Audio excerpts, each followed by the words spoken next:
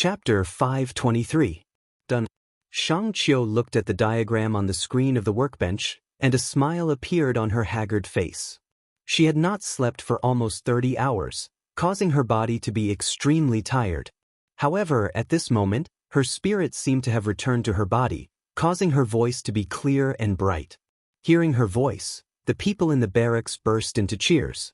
Everyone who was busy repairing the command system all clenched their fists tightly, a heavy sense of accomplishment growing in their hearts. Su Le hung the string of tools back onto his belt, allowing these metal tools to hit his but like wind chimes. He smiled and said, changing to the shortwave receiver, "I didn't think that it would cough actually work." The violent coughing made him bend over, and even using his fist to cover his mouth was unable to stop it. Instead, it made the coughing sound as unpleasant as muffled drums. Bai Yulan looked at him worriedly, passing over the water cup and pills in her hand. Su Lu lowered his head and looked at the light blue pills in his palm. He could not help but shake his head. Ever since he had followed Uncle Fengyu and learned those 10 strange postures and developed that strange power in his body, how long had it been since he had gotten sick? Who would have thought that once the virus attacked his body, the reaction would be so severe? After drinking the pills, he coughed as he said, "The debugging work still needs to continue. The geomagnetic storm is too strong now. I don't know if this kind of messy equipment will have enough power to cover the radius. The most important thing is, it has already been a few days. The two camps at the snowy peaks may not have been fully connected long ago, so the scanning here will take a little longer." In this short sentence, he was interrupted by coughing several times. Shang Qiu asked worriedly, "Can you still hold on?" Everyone in the room looked at Su Lu silently and worriedly.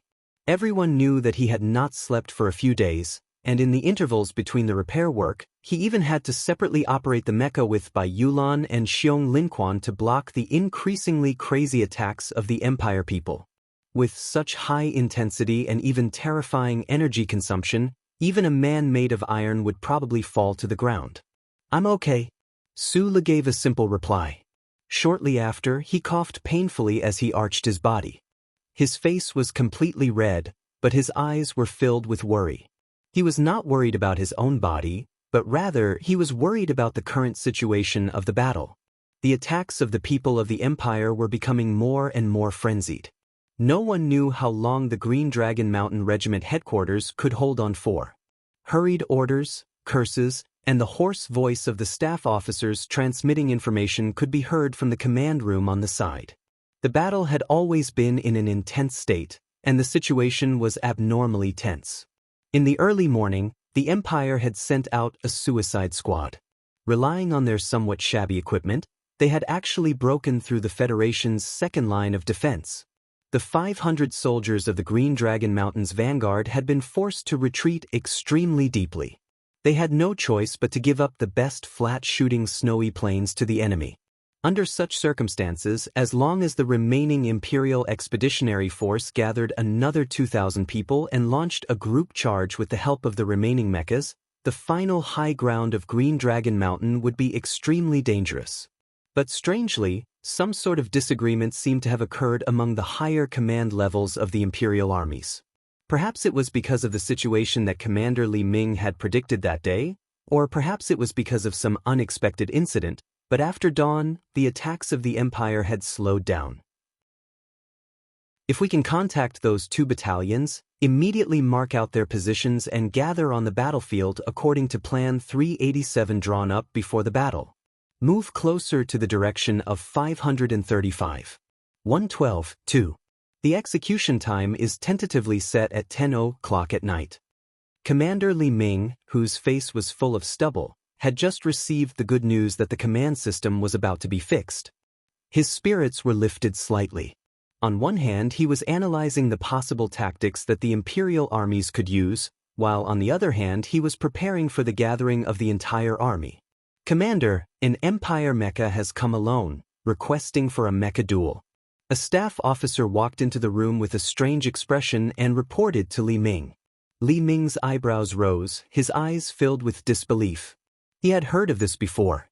Back in the days on the Empire's mainland, when the 2 armies were locked in a battle to the death, There had indeed been such an ancient mecha duel.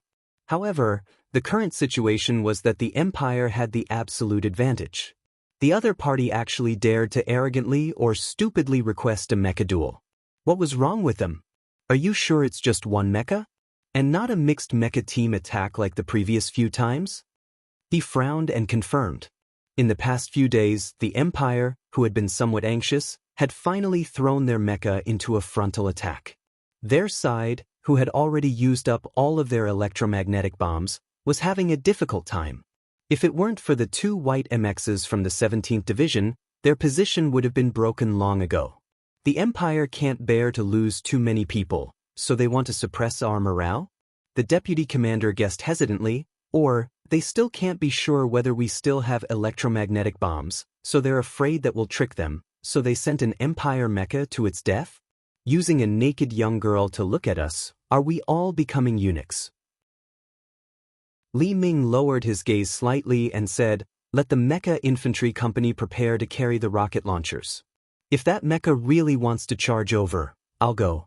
If the Empire finds out that we haven't used the electromagnetic bombs yet, they'll definitely understand." Su Lu lifted the curtain and walked over. His face was unhealthily pale. The mecha outside the camp isn't a remnant of the Moonwolf group. It should be a member of General An's personal mecha squad. Bai Yulan lowered her head slightly and silently looked at the tips of her feet. Everyone in the regiment knew that Su Lu had used up too much energy and his body was very weak. Logically speaking, he should have taken the initiative to fight, but he knew that his hands in his pockets had been trembling ever since the end of the last battle. After the arduous continuous battle, they were lucky not to have suffered any serious injuries, but their bodies were already on the verge of collapse.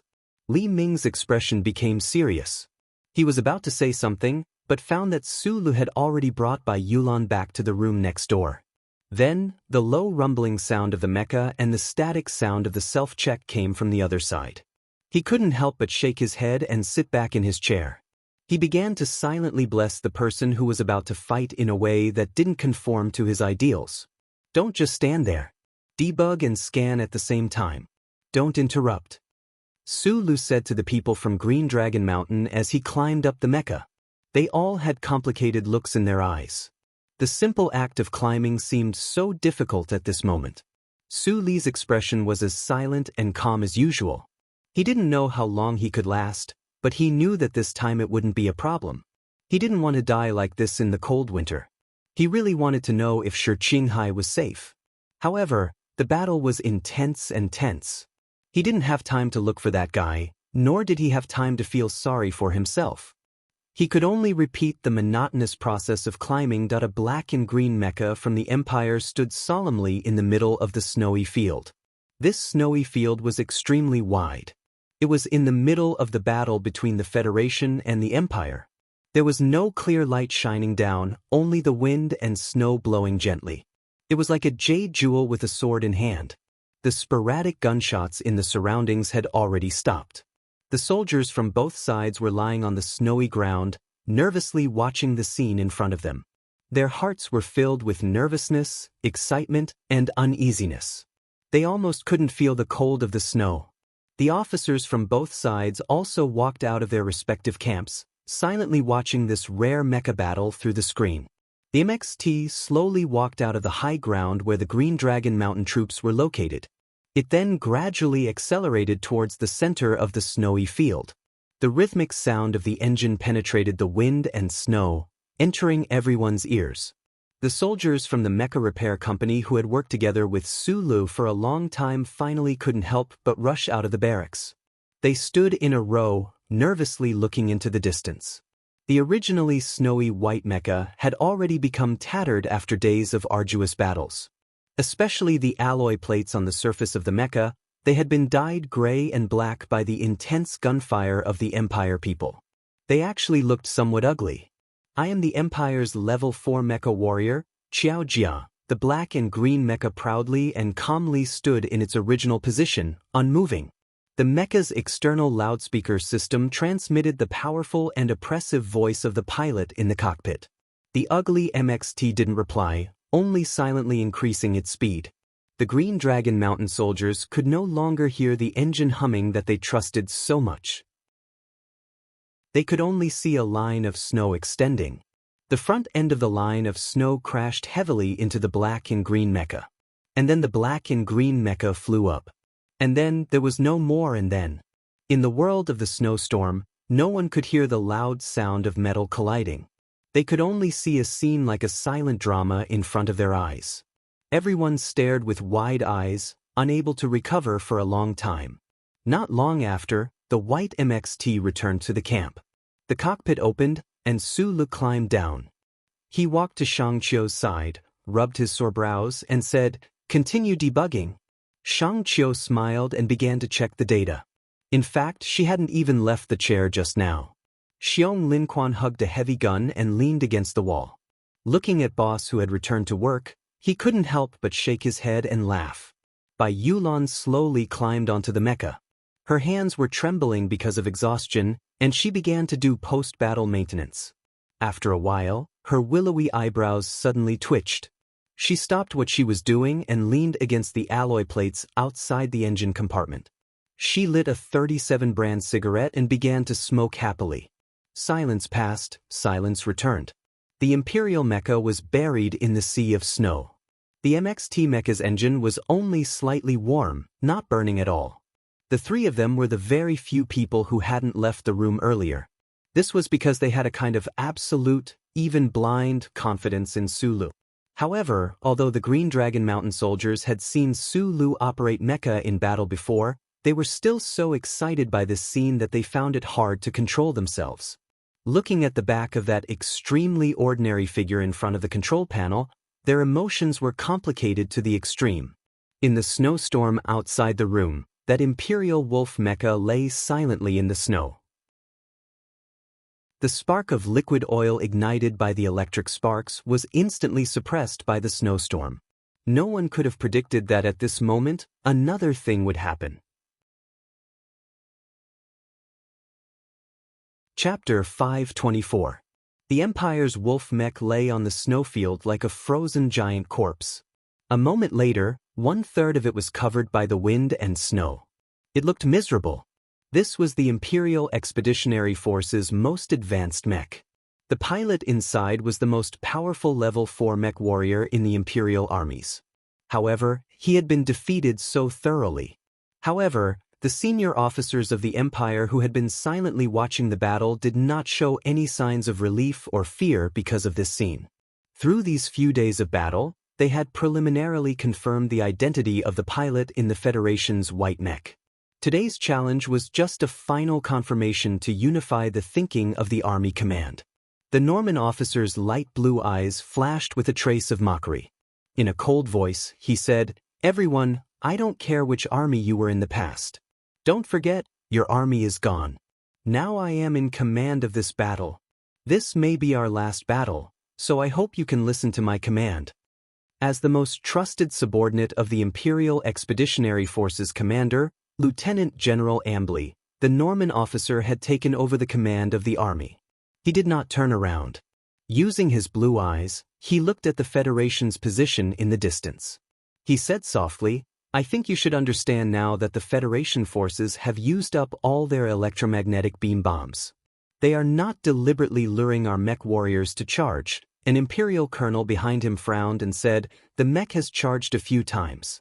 They did not use any electromagnetic beam bombs, but what's the difference between this and today? How can you be sure? Because that pilot is called Sulu. The General Staff Department has done the calculations. In 3 days he has fought 12 times consecutively. No matter how good he is, he should not be able to hold on much longer. If the Federation's commander had other methods, he would definitely not dare to risk letting him fight again. The style of a mech battle can determine the current physical condition of the pilot. Don't you think his performance today was too fierce and anxious? As for why the Federation's commander should not let the Federation pilot take the risk. If you had watched more of the Federation's television programs, perhaps you would have understood better. The Norman officer recalled the scene when the old general had asked him to learn the language of the Federation. He could not help but have a slight expression on his face. He wondered if the old general had recovered after returning to the base below the glacier, and if he had woken up from his coma. If it wasn't for the fact that General Umbry was unconscious and unable to command, this ambush wouldn't have been so difficult. Norman thought gloomily. His blue eyes flashed with a hint of decisiveness as he said, "Follow the original plan." The first temporarily reorganized brigade of the snowfield would launch its attack at 12 o'clock that evening. Second temporary reorganized brigade in reserve. The word stopped there. This outstanding young officer of the Empire had long given up on the idea of returning to his hometown. He only wanted to command a beautiful ambush battle and die in the snow border. Unfortunately, a bullet flew from the sky and hit him, stopping his beautiful plan. With a muffled bang, a streak of blood spurted out from his eye socket, shattering the deep blue pupils into pieces that merged with the white clouds. Almost at the same time, an even larger streak of blood spurted out from the back of his head. The Norman officer, who was missing a large chunk of his head, fell heavily into the snow. He did not even struggle or twitch. He died just like that. The soldiers in front of the barracks of the Imperial Expeditionary Force stared with wide eyes.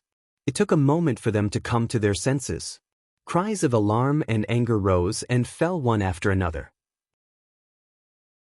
They began to angrily search for the Federation snipers around the camp. On a snow hill 3 kilometers away, the surface of the snow trembled slightly. A high-speed sniper bullet that could not be seen with the naked eye flew out from the soft snow and killed an Imperial high-ranking officer. The black gravel on the snow silently sank like a supernatural event. The storm rolled the snow around on the ground. In an instant, all traces were buried, leaving behind only a vast expanse of white. It was truly clean. In the underground snow cave, Shi Qinghai wiped the ice from his beard. He panted slightly as he closed the ballistic calculation program. Then he hugged the cold ACW rifle and began to rest again. He was not worried that the Empire would be able to calculate his position through the trajectory and find him to begin a vicious pursuit. The ACW was the federal military's most powerful single-soldier long-range weapon. Because it was extremely expensive, only 3 of them had been produced. They had never been assigned to the frontline troops. The Empire would never have imagined that this planet actually had a sniper rifle that could accurately blow up a person's head from 3 kilometers away.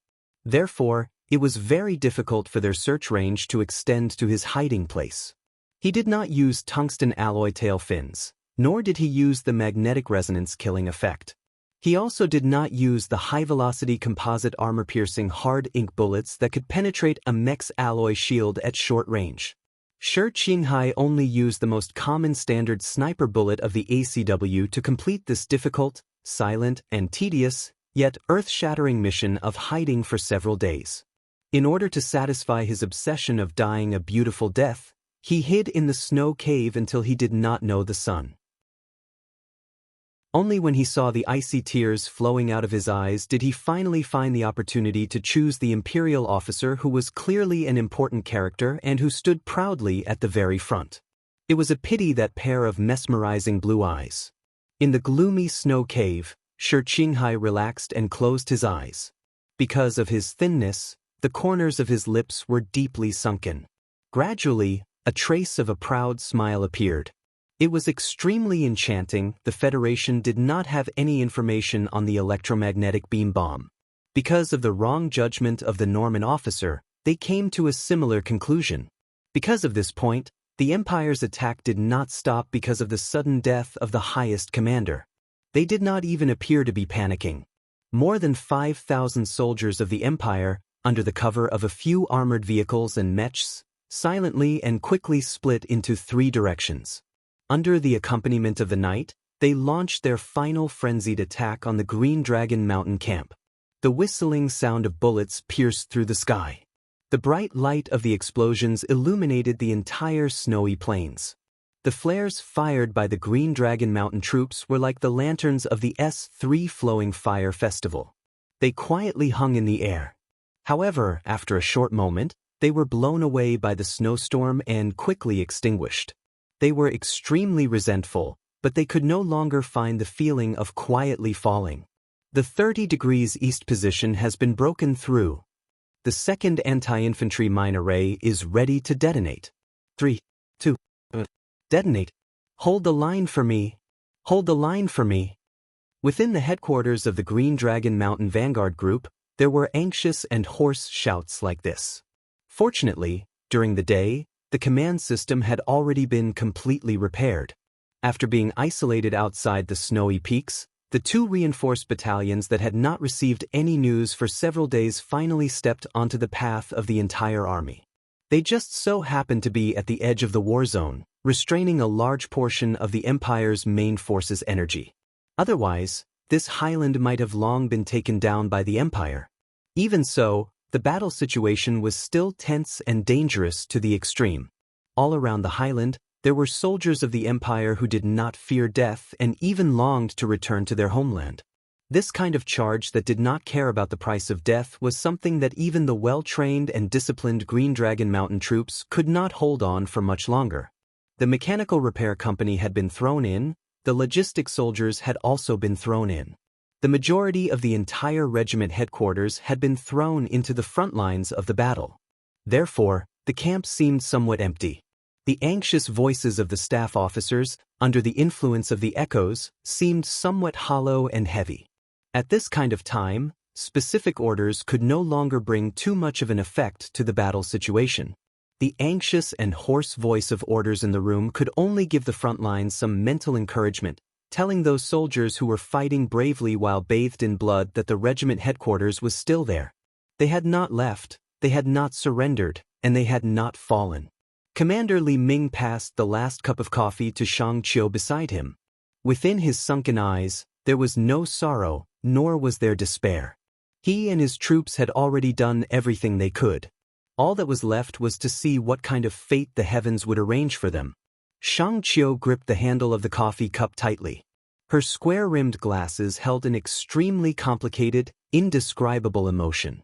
She did not know if she would be able to survive tonight, but she was more worried about the safety of Su Lu and the others. Two battered white MXT mechas stood guard at the most dangerous part of the battlefield in the dark night, like hungry wolves or tired tigers. Although the controls of the mecha were messy and sluggish, they still valiantly slaughtered all the Empire mecha that pounced at them. The two people in the cockpit were already in the most dangerous situation. The speed at which Bai Yulan's trembling hands entered the controls was already unimaginably slow. Holding onto Dalin's rotary machine gun, Xiong Linquan, who stood guard at the lower edge of the high ground, continued to fire fiercely like a god.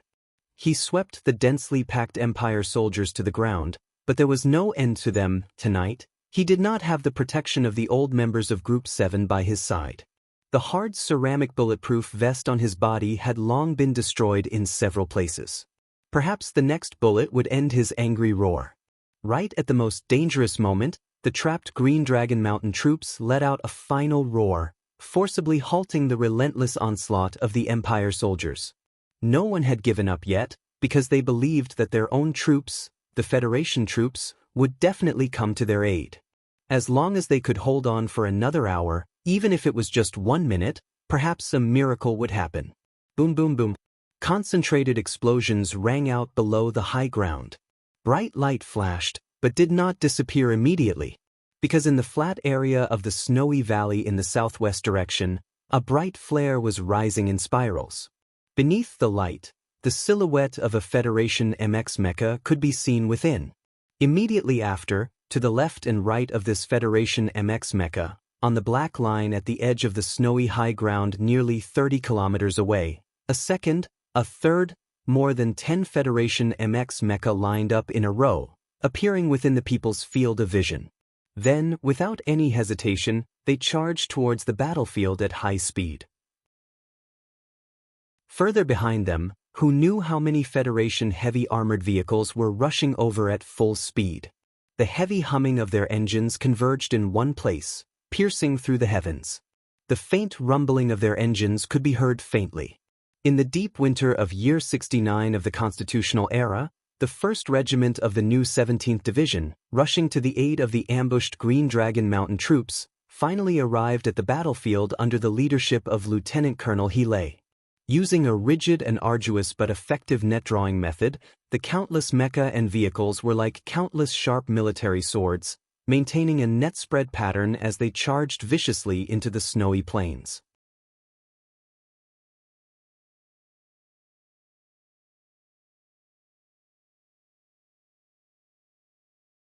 Chapter 525.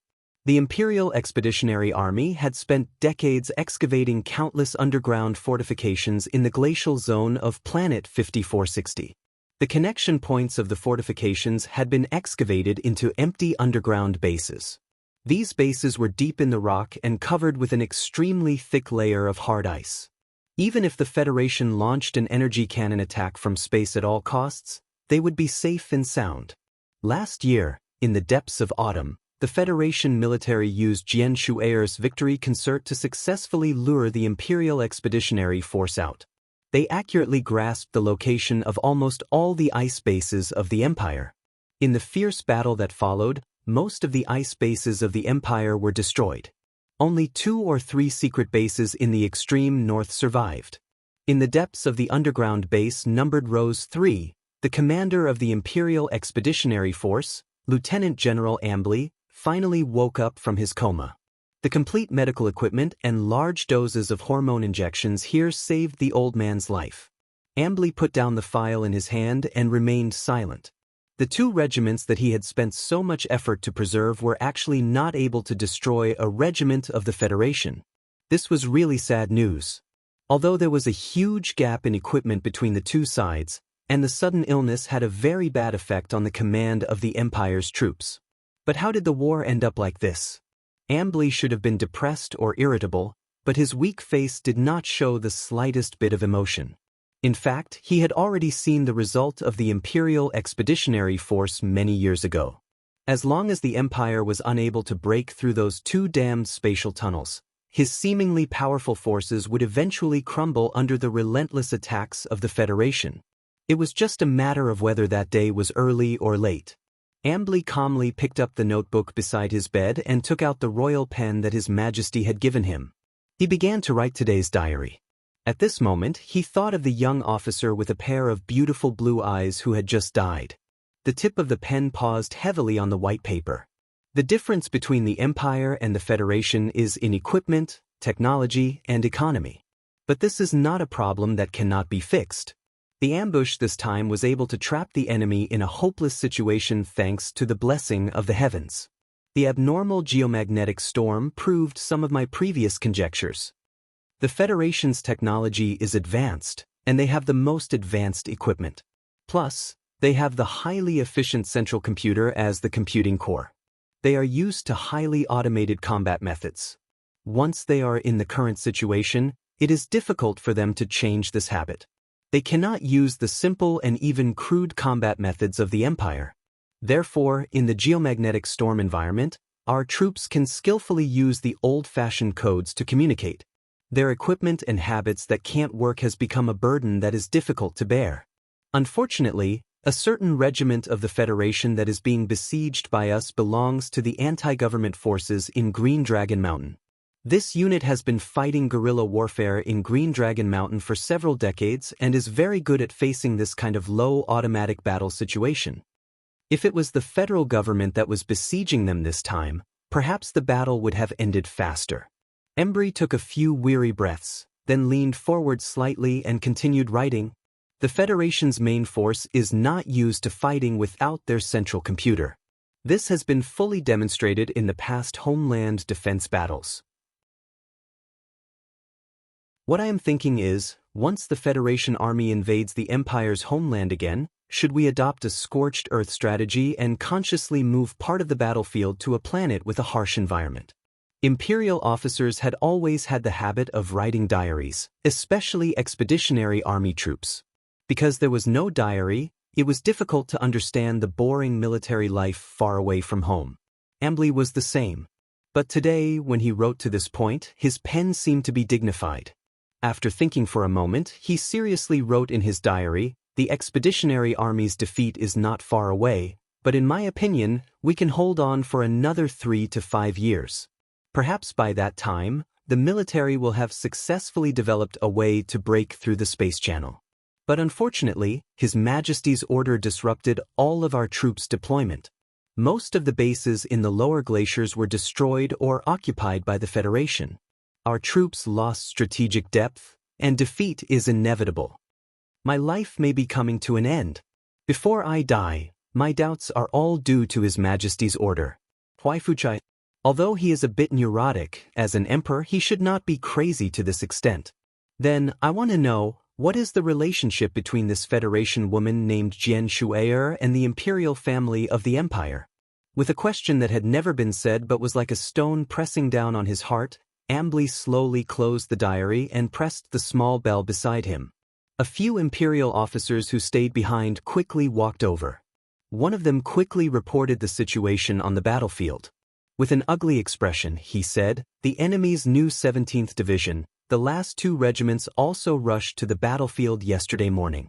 Most of our troops' equipment is damaged, and we are severely lacking in ammunition. The 1st Temporary Brigade has continuously retreated, but we are still unable to shake off the enemy's pursuit. Because of the geomagnetic storm, we are unable to make an accurate calculation of the Federation's forces. We can't even make an estimate. We only know that the enemy's 7th Division should also be on the way." The officer said in a heavy tone, "Commander, the 2nd Integrated Brigade must be thrown in. Otherwise, not a single person from the 1st Brigade will be able to withdraw." In this ambush battle, everyone in the Federation thought that the Empire would only be able to form a single integrated brigade. No one would have thought that the Imperial Expeditionary Force still had a final trump card hidden up their sleeves. Hearing the 2 words 7th Division, the yellow spots on Ambly's face suddenly lit up. He thought of that Federation general named Du Shaoqing and the desperate attacks and defenses that had taken place on this planet in the past year. His eyes narrowed slightly, and he said without hesitation, "Order the 2nd Integrated Brigade to immediately retreat and scatter into the tunnels. No reinforcements are allowed." The officers beside the bed were shocked. They knew that their troops would definitely lose. Like the normal soldiers on the front lines, they were not afraid of death. However, it was very difficult for them to accept giving up on the troops that had been bitterly fighting for several days and nights. Since the enemy has moved, they must have put in all their forces. Only when the ratio of military strength is 4:1 or even 5:1 will we, the Federation, dare to let our Ace Division enter the geomagnetic storm zone. Ambly closed his eyes, and a trace of the unwillingness and disappointment of an old man grew in his heart. In his calculations, since the enemy was the anti-government army of Green Dragon Mountain, the Federation's government army would definitely not take the risk to come and help. His troops had the opportunity to use the internal political problems of the Federation to eat up this regiment bit by bit. Then, he would use the 2nd Brigade to ruthlessly eliminate the miscellaneous troops that the Federation might send out to deal with the political pressure. However, he did not expect that the Federation would actually not give up on this regiment. They had clearly been fighting within the Federation for many years. The 2nd Temporary Brigade must immediately retreat. He opened his eyes and said coldly, "Let us have the final bloody battle with the Federation in the underground tunnel. I am very curious. In a place like this, what can their new mecha do? Tell all the troops, every brave soldier of the Empire. We have to guard every alley and every door.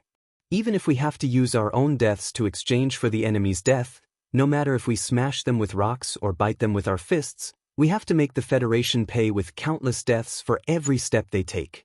Ambly's voice was old and fierce. "Tell them that the time to show their loyalty to His Majesty has come." On the west side of the glacial snowfield, there were endless mountains. Occasionally, the snow on a few of them would be blown away by the strong winds high up in the sky, revealing the hard black limestone underneath. It added a bit of color to this monotonous white world, although it was also a cold color. The new 17 divisions of the Federation all entered the battlefield. The already exhausted Empire Reorganized Brigade immediately collapsed. Although the Empire still fought stubbornly and viciously, the huge difference in military strength and equipment caused the situation on the battlefield to become one-sided. The geomagnetic storm was gradually subsiding, but the interference to the electronic equipment was still great. The remnants of the Empire scattered and hid in the snowy peaks. The new 17 divisions chased after them. The entire battle area instantly expanded by more than 10 times. In the seemingly calm snowy plains and icy peaks, small-scale battles could erupt at any time.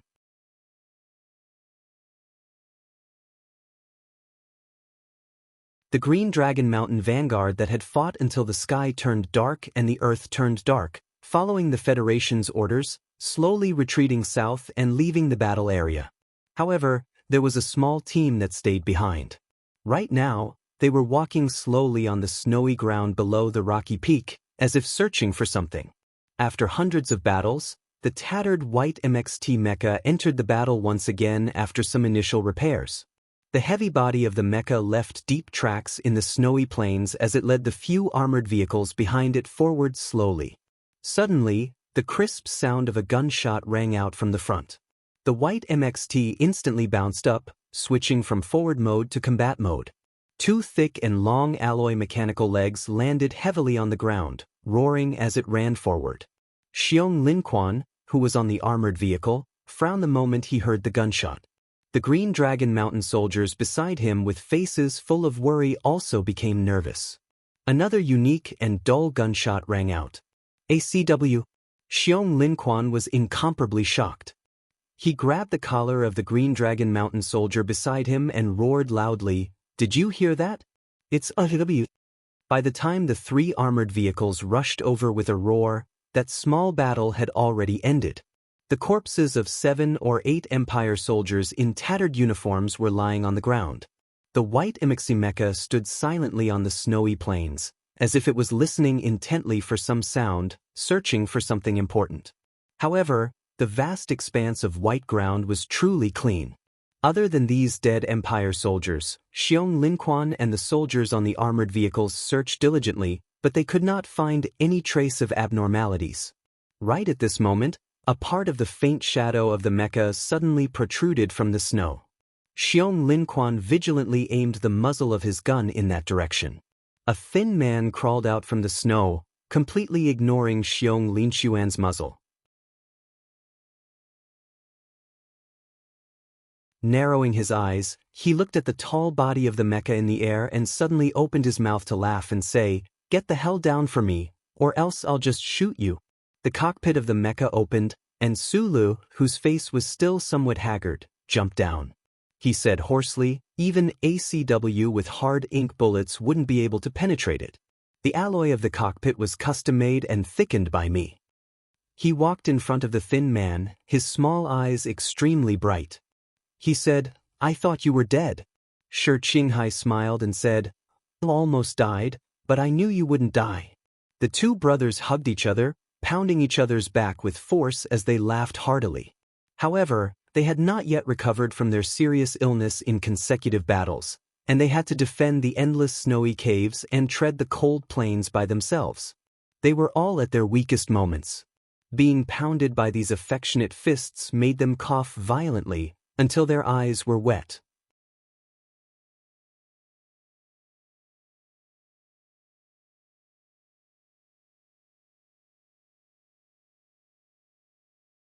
Chapter 526. The geomagnetic storm and snowstorms seemed to have agreed to disappear at the same time. The glacier at the extreme north of planet 5460 revealed its magnificent and solemn true appearance in front of everyone. The sides of a few lonely black rock peaks were dotted with a world of ice and snow that had accumulated over hundreds of millions of years. Against the backdrop of the blue sky, it was very beautiful. The sound of explosions came faintly from afar. The battle on this high ground had already ended. The remnants of the Empire hidden in the ice and snow stubbornly resisted to the end, but in the end, they only turned into countless cold corpses. Two white MXT mechas buzzed and exited battle mode. Their huge metal bodies slowly descended, quietly watching their own troops silently clean up the battlefield. The Federation had mobilized 2 fully mechanized ACE integrated divisions and even more divisions. Under such an offensive, even if the remaining forces of the Imperial Expeditionary Force wanted to use a tragic suicidal counterattack to prove their loyalty to His Majesty, they could not hold on for much longer.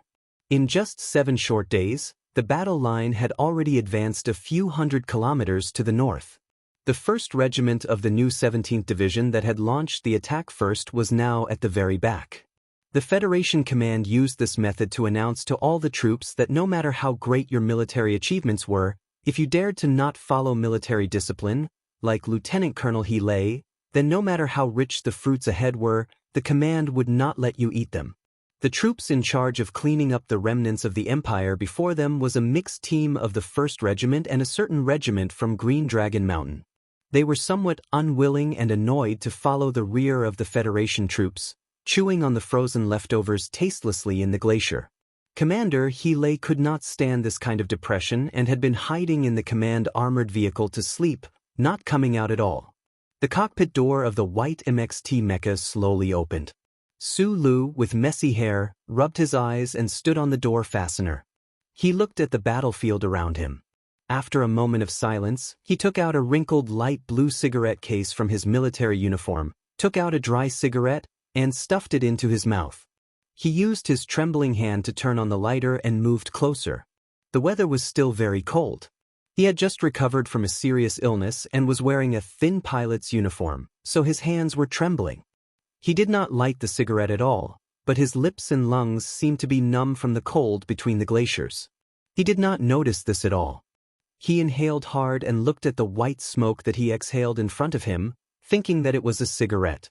It wasn't until more than 10 seconds later that he realized something was wrong. He looked awkwardly at the cigarette but that had no light at all.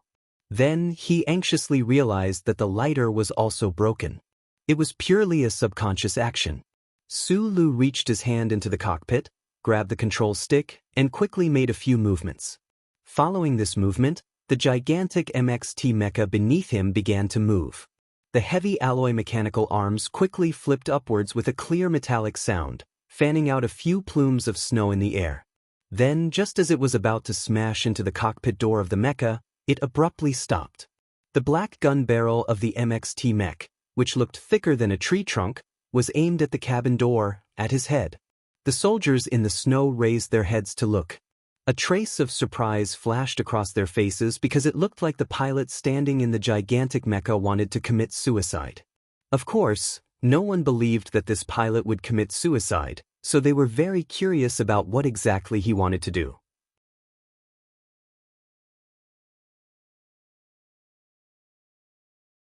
Su Lu held the cigarette in his mouth very naturally and moved closer to the air in front of him. There was a thick and terrifying gun barrel there. The special separated state Darlin's autocannon at the front of the mechanical arm had just stopped firing and was rotating.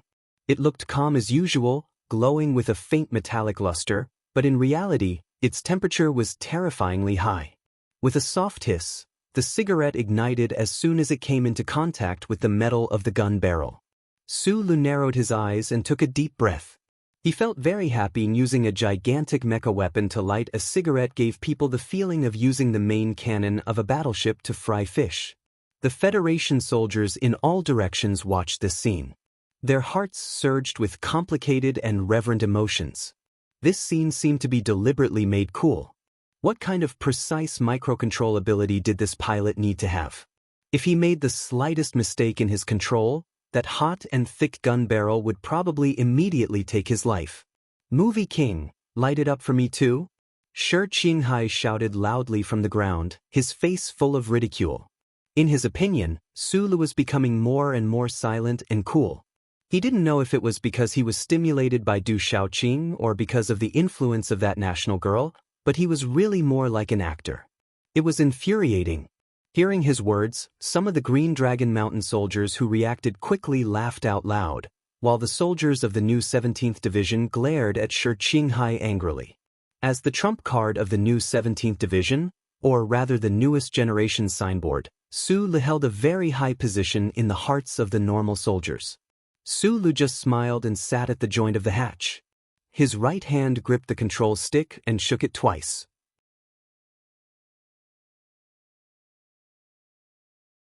With a whistling sound, the heavy mechanical arm of the MXT pierced through the air and pressed down on Shi Qinghai's head like a small mountain. The shadow instantly enlarged and then stopped changing. The terrifyingly huge gun barrel came to an abrupt stop just a few centimeters in front of Shi Qinghai. Shi Qinghai's expression was a little stiff, and his lips trembled with the cigarette in his mouth. Even someone as fierce as him was shocked by this scene. After a moment, he lowered his head and lit the cigarette between his lips. After taking a deep breath, he used his fingers to pinch the filter and shouted up, "You want to scare me to death? No way."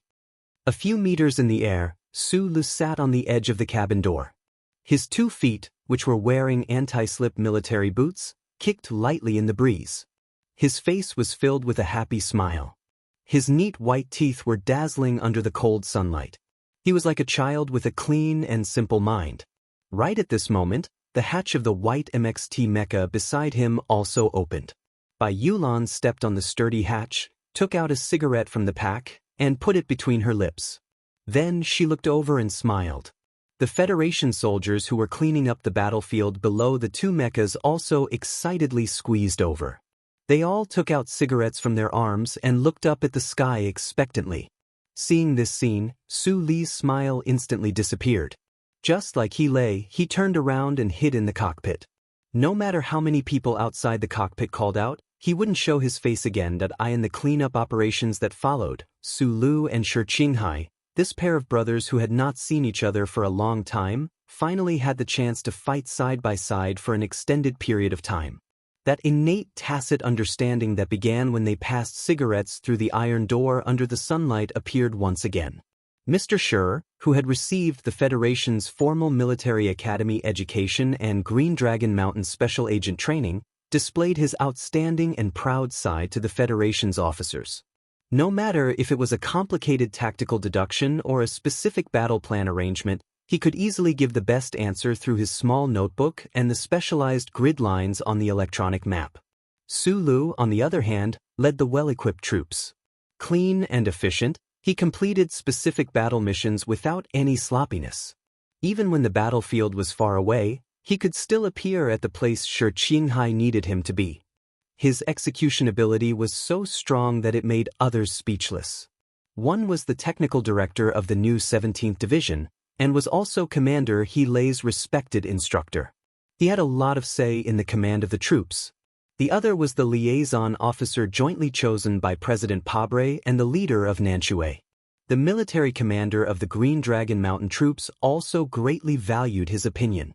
The mixed troops of both sides gradually got used to the feeling of fighting together because of the existence of these 2 people. In the past few decades, the government troops and the anti-government troops, who had been at odds with each other and had been stained with each other's blood, actually became more and more familiar with each other. The initial hostility and indifference had unknowingly decreased by a lot. Last year at the base, someone mentioned that teacher Du Shaoqing was a member of the Trinity Association. At the time, the boss said that he knew 2 people from the Trinity Association. One was a secretary and the other was in prison. At the time, you guys didn't think much of it and thought that the boss was joking.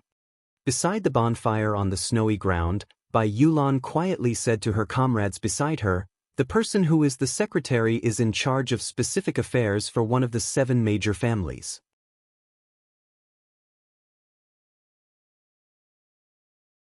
He is a character who can enter and leave the presidential palace at will. And this Mr. Shi is the one in prison. Now you should believe that on the day he was pardoned, you were also at Charter Square." "Yes." Xiong Linquan hugged the gun and shook his head with emotion. The person who is qualified to enter the Trinity Association is indeed extraordinary. He should have been locked in the military prison together with the boss. Some rumors say that when Senator Macklin was assassinated in S2, it was him and the boss who did it together. To be honest, what I am most curious about is where he got this ACW. Haven't you thought about that big gun? I heard that it was specially approved by the president. Have you seen the president? Lan Xiaolong looked at Xiong Linquan and said mockingly, "Of course I have. Last time when I accompanied the boss to the official residence for dinner, the president specially came to the lounge to see us. Did you forget?" Xiong Linquan retorted angrily. Lan Xiaolong ignored him. A trace of complex emotions flashed through his eyes. He is more accurate with the gun than you. He is fiercer than Old Bai in close combat. His electrical control skills are no worse than Gu Shifeng's. His first aid skills are even better than Dong Zi's. His driving skills are better than Lu Jiao's. His grades in the military academy are even better than mine.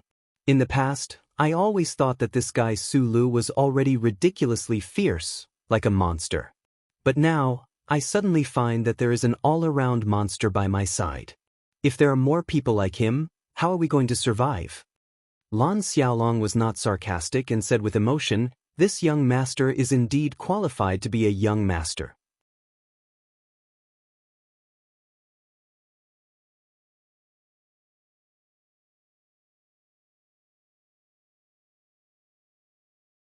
Chapter 527. Shi Qinghai loved wine, really good wine. He would occasionally drink a bottle of Wenjun brandy Xianzang No. 3. He had a special fondness for oak red pearl, but his favorite had always been the amber Qingshou liquor. But no matter what kind, they were all the most expensive and luxurious wines in the Federation. When Su Lu was still a janitor at Yue University, he was very clear about his biggest hobby. He had once deeply suspected that this guy had spent all of his salary from the Federation Investigation Bureau and the secret funds from the 4 departments of Green Dragon Mountain on wine. Not bad, it's very strong. Shi Qinghai picked up the military water bottle and drank a mouthful of cheap wine. His beautiful eyebrows slightly raised as he said, "In this world of ice and snow, I haven't drunk wine in a long time. Speaking of which, the Federation government is really something. Whether it's in terms of logistics or equipment, they give us this kind of differential treatment. This is the private collection that He Lei sent over, it's not the standard equipment of the Ministry of Defense." Su Lu, who was sitting beside him, shook his head and said, "I thought your resentment would be a lot less now. But you can't deny the existence of this difference." Shi Qinghai's eyes were slightly blurred. He pointed at the armored vehicles around the camp and said mockingly, "Look at the equipment of our troops, and then look at your equipment. Isn't it like the difference between a prince and a beggar?" Su Lu was silent. After the Green Dragon Mountain troops were reorganized and moved to the front lines of the Westwoods last year, he had seen many things with his own eyes. He knew that Shi Qinghai wasn't lying, but for some reason he couldn't help but want to refute or explain. Because of Shi Qinghai and Zhang Xiaoming, because of the fact that the Federal Central Computer told him that the uncle was the spiritual flag of Green Dragon Mountain, George Carlin, Su Lu had always had a kind of warm feeling towards the people of Green Dragon Mountain. He understood, appreciated, and sympathized with the efforts of these people. He had put this kind of warmth into practice in the Chrysanthemum Night Market. But because of the existence of people like Macklin and Nan Mingxiu, he also had some vigilance and uneasiness towards Green Dragon Mountain in the depths of his heart. The situation should gradually improve. If the Federation wants to achieve true reconciliation, it's not something that can be done in a day or two, he said softly. Shi Qinghai said sarcastically, "I've never been as optimistic about the future of the Federation as you are. Those old politicians, those aristocratic families, even now, still couldn't wait for the people of Azure Dragon Mountain to die. This time, when the Vanguard group was ambushed, you were the only one who brought 2 mechas to be the hero. You once again put on a show of suicide. The rest of the government army didn't make a move. You should know what this means." Su Lu fell silent and thought for a moment before saying, "I don't think there's a need for a conspiracy theory. If the government really wants to borrow the hands of the Empire to wipe out the armed forces of Green Dragon Mountain, there are more direct methods. Besides, our division and the Iron 7th Division still managed to rush over in the end. This directly means that they have something on us." Shi Qinghai's gaze passed through the bonfire and looked at the quiet, snowy plains in the distance. He said, "Those people are still somewhat afraid of the power of public opinion. Besides, there will always be Chu Tong who can respond to what I see as a liaison officer. You are the liaison officer personally appointed by the president. Since you want to respond, it means that you still trust him. In the Federation government, although there aren't many people like Mr. Pabre, there are still quite a few.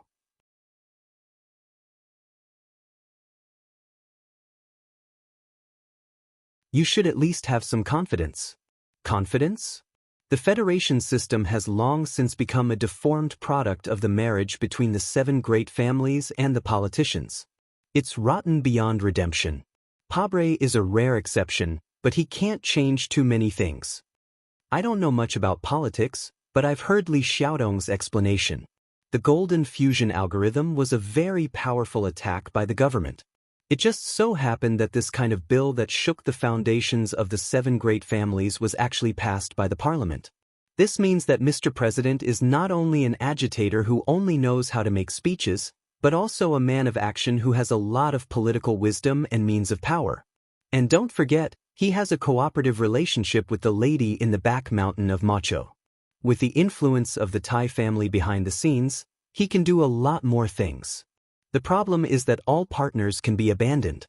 Right now, the military and the people support him, and it's at a critical juncture in the war with the Empire.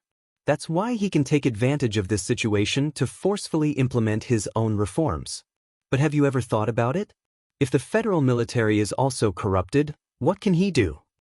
Shi Qinghai's gaze lowered slightly, and his tone was full of mockery. He said, as for the so-called public opinion, it's the easiest thing in the world to manipulate. During the last presidential election, during the Medellin project, there were so many students on the streets, burning slogans and roadblocks. Did you and I not see it clearly? Sulu was silent again. 2 years ago, the two of them fought side by side into the building of the Huanshan Four States Peace Foundation. Now, they had very different views in some aspects. This was a very normal thing. One was the youngest lieutenant colonel in the Federation government army, and the other was an outstanding member of the anti-government army. Because of their positions, their perspectives on things would always be somewhat different. The most important thing was that Sulu was always willing to wait for the bright future, while Mr. Shi, who was used to hiding in the deep sea, was very cautious in his bones. Just as the legendary intelligence leader of the Green Dragon Mountain said, the best spy must be a downright pessimist. After a long silence, Shi Qinghai looked at the depressed Li Du beside him and suddenly laughed loudly. Fortunately, this is not a melodramatic movie. Otherwise, in the future, we will definitely become 2 military brothers who walk on different paths because of different ideologies. In the end, we will draw guns against each other, tearful eyes, pull the trigger, and be in so much pain that we would rather die. Extremely stupid, a mess. Sulu couldn't help but laugh and said, does this mean that the two of us don't have any real beliefs? The purpose of noble behavior should be people themselves. If people are used as means to achieve the goal, then this behavior can't be called noble. The so-called beliefs are the same. If there is a belief that needs to be protected by sacrificing beautiful feelings, it's fine to not have it. You can sacrifice yourself, but when your feelings involve others, you can't sacrifice yourself. Shi Qinghai replied. Sulu seemed to have felt something and said thoughtfully, I said something similar to that to Zhang Xiaoming on the Iron Tower in Linhai, but it was not as clear as your first sentence. These are the original words of George Carlin. When I was receiving special training in S2, the most painful thing was to recite the words of St. George, Shi Qinghai said with a smile. Sulu laughed, thinking that this uncle had never shown his philosophical side in front of him. Since he was young, he had lived in the Donglin district, which was not really barren, but was especially closed off and dull. He had never received a proper education, and the positive aspects of his outlook on life, if they could be called morals, had nothing to do with books or education. It was just a simple judgment passed down from hundreds of millions of Donglin miners. In the cold and cheerless Bell Tower Street, where the strong preyed on the weak, he had naturally developed such a temperament. It had to be said that it was a very strange thing. That uncle only taught him how to repair electrical appliances and gave him the best discount for prostitution. He definitely would not influence him from the perspective of rational education. On the contrary, after escaping from Donglin and entering Yue University, he met this rascal beside him, and some of his thoughts gradually became clear. Your letter has always been kept in the Wangdu apartment. From time to time, I would take it out and read it. Every time I read it, I would feel that I had gained something. Sulu looked at Shi Qinghai and said seriously, He had always thought that this good friend of his was his teacher in certain aspects. Shi Qinghai was slightly startled. After a hiccup, he said self-deprecatingly, "At that time, teacher was betrayed, and my identity as a spy was exposed. I felt that there was no one in the world that I could trust, so I was a little scared. But I was unwilling to accept it, so it was rare that I became a literary youth. I will keep it well. When I am old in the future, I will look at it again and recall the hot-bloodedness of my youth. It should be quite fun." Su Lu smiled. Unexpectedly, he remembered the long night of conversation he had with the Westwoods Tiger in the Red Oil restaurant in Sunset Province. His expression became serious, and he repeated the contents of the conversation to seek the help of his best friend. Soldiers involved in politics? The Federation has a charter, so it should be difficult to do. Shi Qinghai narrowed his eyes. Although he was drunk, he was unusually cautious.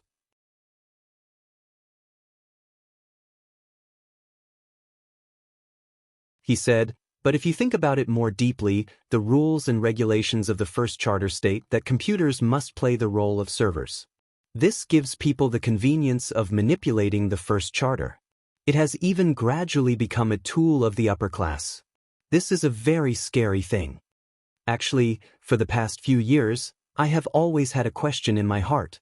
Shi Qinghai picked up the military water bottle and took a big gulp of liquor. After a long pause, he said, "The assassination at the Linhai State Gymnasium. Teacher and I were betrayed and framed. It seems that it was Medellin's idea.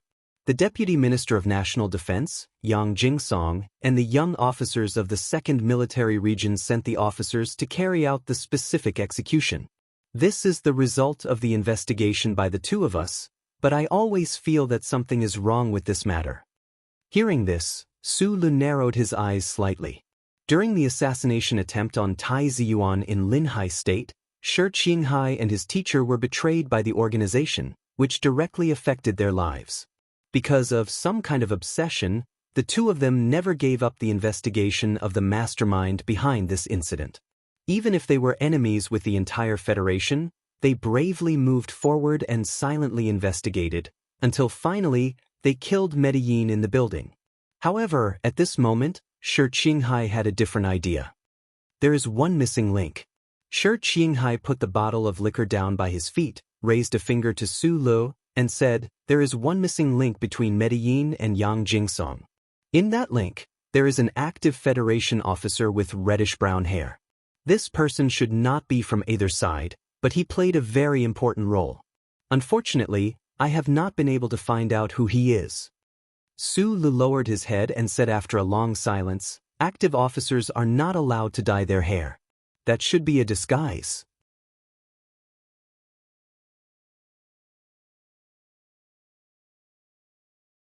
It is very difficult to find clues in this regard.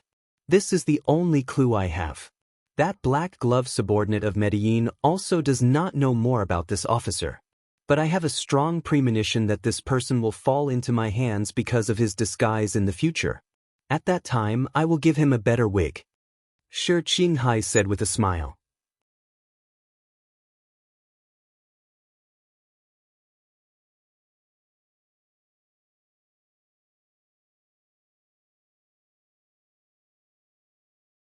Chapter 528.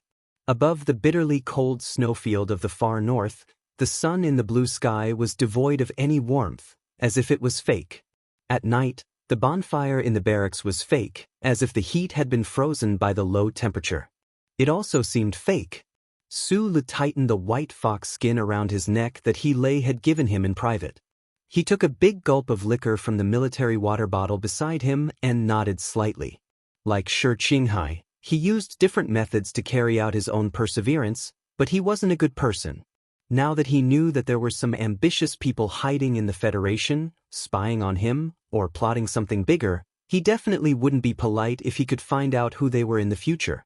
The cold night made him feel a little depressed because of the unknown appearance and background of the enemies. At this moment, Shi Qinghai, who was already drunk and even more charming, suddenly leaned over, as if he was about to say something. His left hand quietly reached under Shi Qinghai's butt and pulled out the chair. Su Lu didn't fall down. He held the military water bottle and kept his body in the horse stance in the air. He looked at Shi Qinghai in astonishment, shook his head, and said, "You still like to play this kind of childish game." The two of them had known each other for almost 4 years, ever since the first cigarette was lit inside and outside the iron gate of Yue University.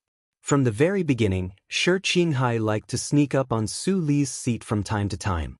He was just like a primary school student with excellent grades who was willing to tease a cheerful classmate because of boredom in class. "But you're still so boring. You never forget to train yourself under any circumstances, even when we're drinking."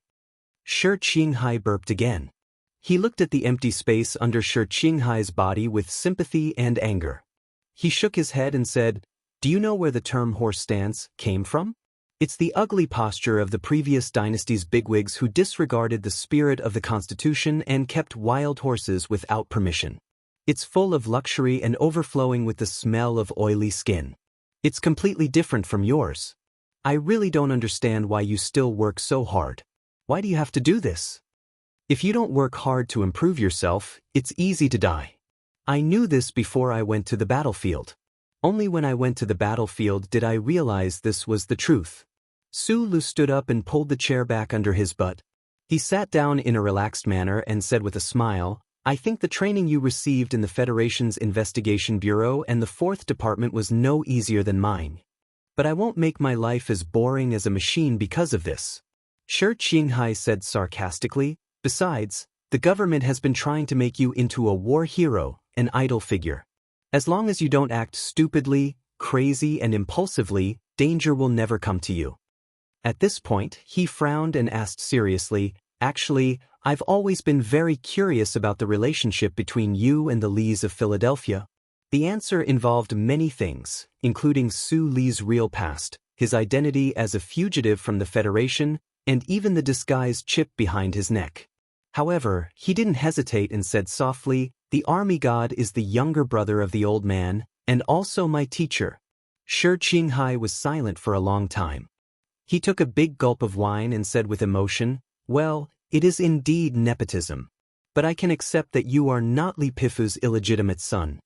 He then said with a smile, "Although you don't need to explain, I still have to tell you that I will keep it a secret." Su Lu smiled and didn't say anything. He wondered if he should find a chance to tell more of his secrets in the future to scare this guy. There were many kinds of friends. Fairweather friends could have a spiritual resonance.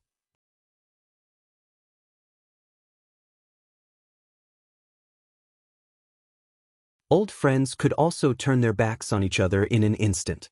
He and Shi Qinghai had gone through life and death together. They had a deep mutual trust that was as hard as alloy. There was no need to keep too many secrets between them. With the Lees of Philadelphia as your backer, as long as that old man is alive, no one in the Federation will dare to mess with you. Shi Qinghai looked at him thoughtfully and warned, "But you can't trust this relationship too much and make an incorrect judgment. The army god of the Federation was undoubtedly the most amazing big shot in the universe. In addition to his shocking military talent, this old man's political wisdom was also unfathomable.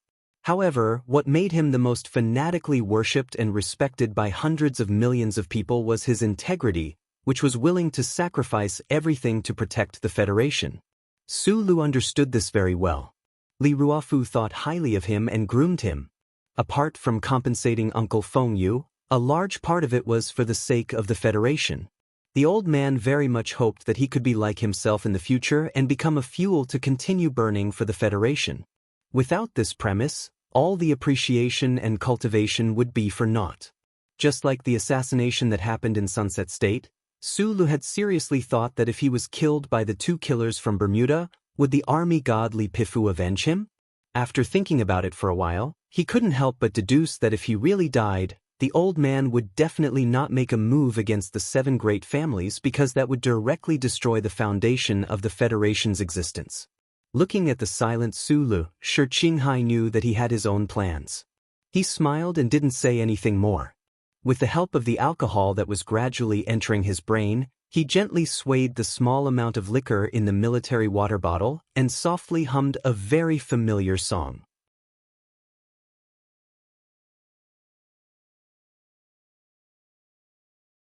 When he sang 27 cups of liquor to the third cup, Su Li's voice softly followed and accompanied him all the way to the end, just like the countless nights in the bar in Linhai State. Shi Qinghai, who was habitually drunk, would be silent for a long time when he sang the last cup of liquor and thought of his father. Then he would drink a full cup of liquor as a memorial or cry to his heart's content. Su Li knew the sad story that made Shi Qinghai resolutely join the anti-government army in Green Dragon Mountain, so he couldn't help but feel a little surprised when he found that he didn't end the song, but started from the beginning again. Shi Qinghai's slightly hoarse but charming voice started to repeat the line of the girl, like a needle skipping in a retro record, giving people a headache. The sixth cup of liquor, the stone path curved, there was a girl at the end. There was a girl at the end of the stone path. Girl, that's my little girl. These are all my girls. I only want my girl. Su Li keenly heard the small changes in the two self-made lyrics. His eyes gradually narrowed as he stared at Shi Qinghai and said with a faint smile, "If it's a girl, is it Zouyu?" Shi Qinghai's drunken eyes were like stars. He raised his eyebrows and said, "So what? Before I went to the front line, I played the guqin for 3 days at the gate of the West Mountain compound to provoke her. When she came back from Linhai for a vacation, she gave me a handkerchief from inside the wall, wrapped in a stone. How deep is her love?" Su Li was stunned. The picture of a playboy standing at the gate of the Federal Army compound and harassing a minister's daughter in an infuriating manner instantly formed in his mind. He couldn't help but ask in surprise, "Are you serious?" "I'm warning you, Yuzi isn't as cold and arrogant as she looks. If she's really in love, she can be stubborn." "Yuzi?" Shi Qinghai frowned and said disdainfully, "I'm not Nan Mingxiu. She's my woman. She doesn't need your permission to find any kind of man." "You can't say that." Su Li shrugged and said, "In a legal sense, I'm the father of her son. As a guardian, for the legal rights of the child, I have the right to object to her boyfriend." Shi Qinghai was stunned. He deeply exhaled a breath of alcohol and cursed. A moment later, a charming smile reappeared on his handsome face. He said, "In fact, I've been writing to her for the past year." In the beginning, she replied very little. She was basically like a beautiful shrew. Although she still replies very little now, she's like a beautiful gentle girl. They're actually having an affair behind my back. What a pair of adulterers. Su Li said solemnly, but his mood was exceptionally joyous. Back then, he had selfishly wanted to leave behind a descendant of young Master Shi, who he thought was bound to die. More importantly, he didn't want an innocent life to fall just like that. But now, it seemed that a fairy tale-like ending was about to happen. After living with Zouyu in the Wangdu apartment for so many days, he had long felt like a family member. He also hoped that she could have an excellent emotional home. If Shi Qinghai was no longer a playboy, he would naturally be the best man. "How did you figure it out?" he asked curiously. "I don't want to thank you, but it's true that because of the stories you told me, I fell in love with such a straightforward and cold woman. The most important thing is that she's really beautiful." Shi Qinghai replied with a calm expression, "When I was in high school, I liked astronomy and geography the most. I knew that the universe is long, but human life is short. So in the future, I didn't care much about men and women. I only liked to have fun, and I didn't like to make promises. But now, I understand that things like life and the universe can't be treated equally. Just like the magnificent Lu Ling on this planet, she only appears once every 3,000 years.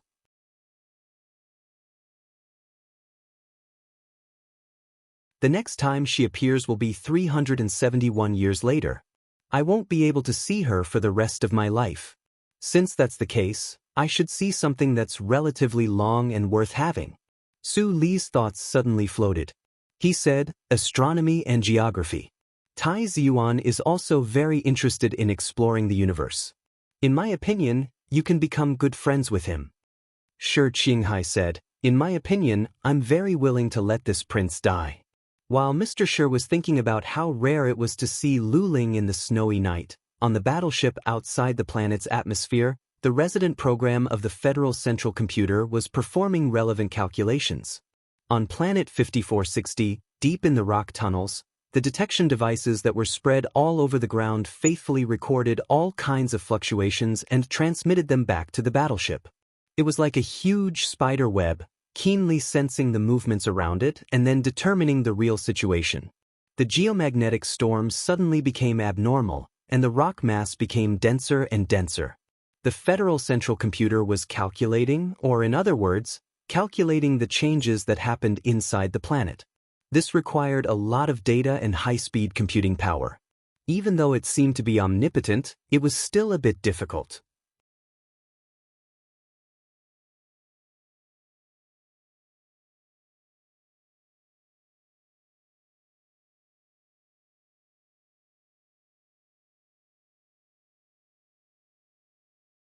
Chapter 529. When Su Lu woke up from his nightmare, he suddenly felt a wave of sadness in his heart. He sat on the edge of his bed in a daze. He didn't know if it was because he had gotten drunk with Shi Qinghai on a snowy night 10 days ago, but the reverse flow of digestive fluids from certain glands in his body was like the passionate yet hurtful friendship between men. It fiercely burned his stomach and the academic words on it. Or was it because Shang Qiu had completed the MXT test mission 3 days ago and was currently on her way back to the distant capital ring? But he still remembered many mornings when she wore small snow boots and stood in the thick snow like a playful wild cat. Every time she took a step, she would kick her legs back. It was an extremely cute scene. Because of this, his heart was vaguely troubled by this feeling. At this moment, the Federal Central Computer's request to contact him appeared in his mind. Ever since that night when he had requested for privacy, the old bastard had bitterly started his days of being neglected. Whenever he wanted to chat with him, he would have to knock on a door that didn't exist in the void. After accepting the request, Su Lu looked at the clear and concise words in his left eye and the virtual three-dimensional image. Cold sweat instantly broke out on his back and dyed his green military vest as heavy as ink. Only now did he understand that the frightening scenes in his dream were actually real. The old bastard had called him through the back door. Before he could ask why the Federal Central Computer had entered his dream without his permission, Su Lu hurriedly got up with a gloomy expression. He hastily put on a jacket and rushed out of the room. Braving the bitter cold, he ran to Shi Qinghai's door and kicked it open. He quickly said a few words and then rushed to the regimental headquarters. Without hesitation, he pressed the emergency button for the headquarters. In an instant, a sharp and piercing alarm pierced through the dark night and the faint snowflakes and spread throughout the entire military camp. Whether it was the soldiers of the 1st Regiment of the 17th Division or the soldiers of Green Dragon Mountain, they were all startled awake. Although they were extremely puzzled, no one dared to ask what had happened. They silently but quickly put on their uniforms and equipment and ran towards the snowy area in front of the headquarters. He lay put on his military cap and inserted the H-12 pistol into his holster. He looked at Su Lu and said, "Instructor, if this is just a drill, I think it will be difficult for us to explain to these guys who were woken up." In the past few days, the Federation's ground forces had been trying to destroy the last remnants of the Imperial Expeditionary Force. However, the Imperial soldiers relied on the desperation and craziness of death and the Glacier Alley base that they had been operating for decades, and under the ruthless and even self-destructive command of General Ambly, they did not budge an inch. They used all means of combat, and even used the primitive and cruel tactic of using human bombs. The final battle was exceptionally bloody. In the 700 square meters of the Glacier War Zone, there were people dying every moment. The Federation forces, who had the absolute strategic advantage, were actually somewhat terrified under the frenzied attacks of the Imperial soldiers. Just 10 days ago, even Du Shaoqing had been forced to have the Iron 7th Division slow down the pace of clearing out the alleys. However, this had nothing to do with the 1st Regiment of the 17th Division and that Green Dragon Mountain unit that had no official designation.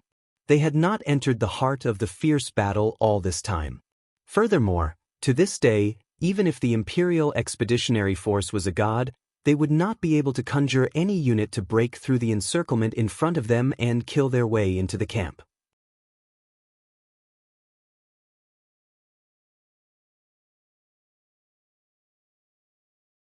Therefore, the emergency call for tonight's emergency assembly made many people somewhat puzzled as to what had happened. Level 2 clearance, top secret. I'm very sorry, but I can't reveal anything to you. I believe the official order will come down soon. The emergency assembly is to let everyone prepare in advance. Su Li's ears were filled with the sound of hurried footsteps and the heavy mechanical sound of engineering mecha. After a moment of silence, he spoke seriously to He Lei. The emergency assembly order could only be issued by the highest-ranking officer of the army. Although his previous actions did not cross the line, they still severely violated military discipline. However, He Lei knew what kind of person he was. This was especially so when he saw that rare trace of solemnity on his face. His brain had already begun to turn quickly, on guard against the major event that was about to happen. Back in the day, when Su Lu had given up his glory and wealth to face the entire upper echelon of the Federation alone, he had not even blinked an eyelid. However, the news that the charter computer had given him tonight made him nervous and uneasy. Because this time, what they were about to face was the greatest and most heartless of all, the nature that had never changed its way of doing things because of human emotions. At the same time that the 1st Regiment of the 17th Division and the Green Dragon Mountain troops sounded the emergency assembly order, in the distant capital ring, Planet S1, at the end of a road that had been cut off halfway in the outskirts of a special zone, inside a building that was regarded as a holy place by the Federation citizens, a sharp alarm rang out at the same time. Chui Judong of the Bureau of Proclamation had just finished brewing his first cup of flower tea since work, but right now, he was not in the mood to taste the fragrance of the yellow chrysanthemum.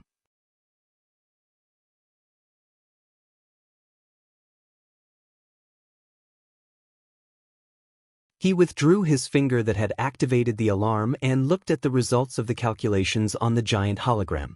He could not help but shake his head, thinking to himself that it was truly a blessing to have the opportunity to see the most spectacular scene in the universe in this lifetime. It was just that he did not know if the Federation soldiers on that planet had the time to all evacuate. Right now, he could only hope that the old thing's calculation results were not too far off. The charter computer's alarm was immediately transmitted to the President's official residence.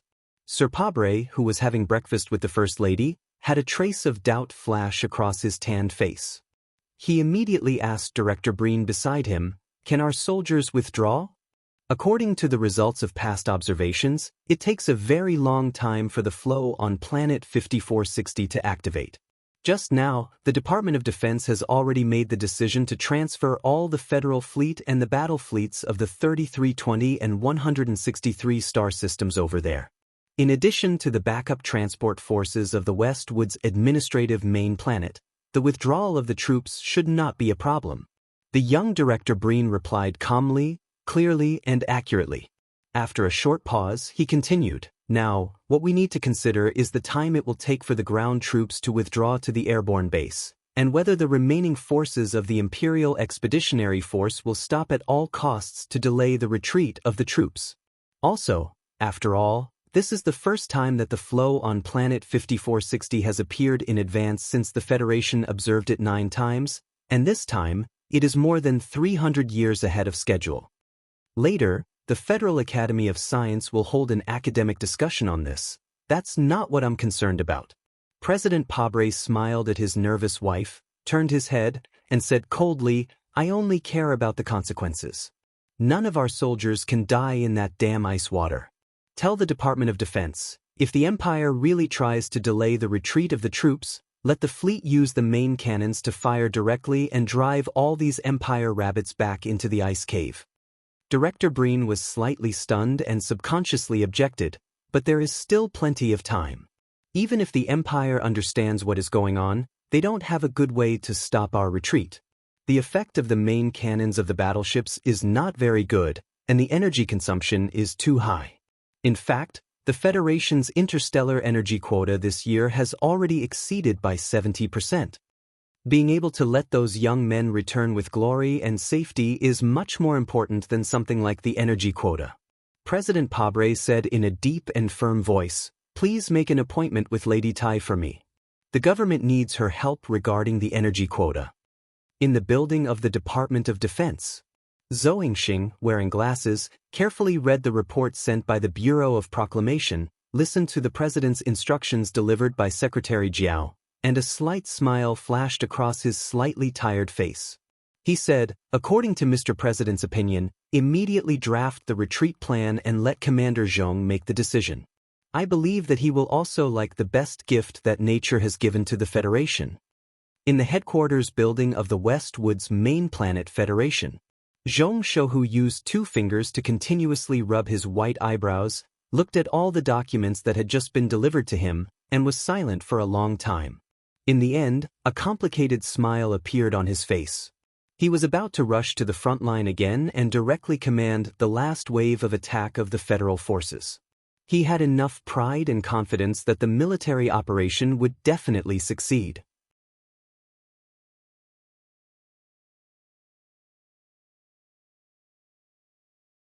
However, the situation was different from the situation on Planet 3320 and 163.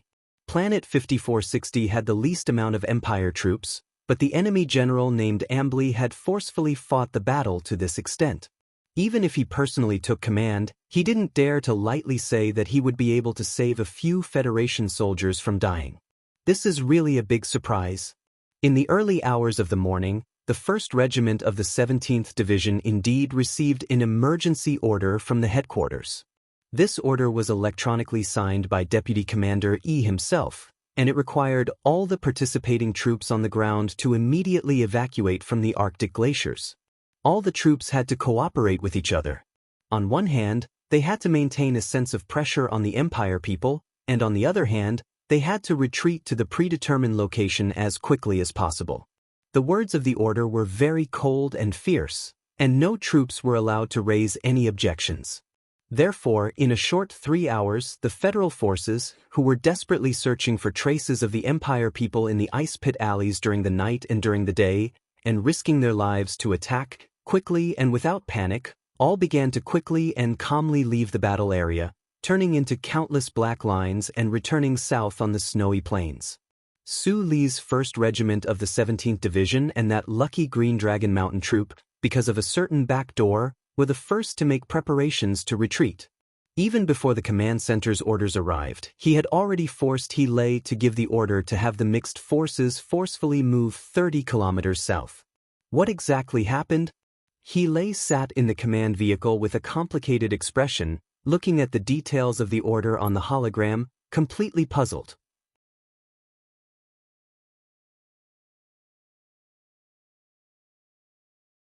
If the Federation was preparing to set up a new battle plan, then even if a high-ranking officer like him didn't know the strategic intentions, he would definitely have been blown by the wind and guessed some of the details. He definitely wouldn't have retreated in such a baffling manner like tonight. There were many officers and soldiers of the Federation who had the same question as him. The officers and soldiers of the various participating troops watched as the remnants of the Empire were suppressed to the point of death after paying the price of countless sacrifices and blood, and could collapse at any time.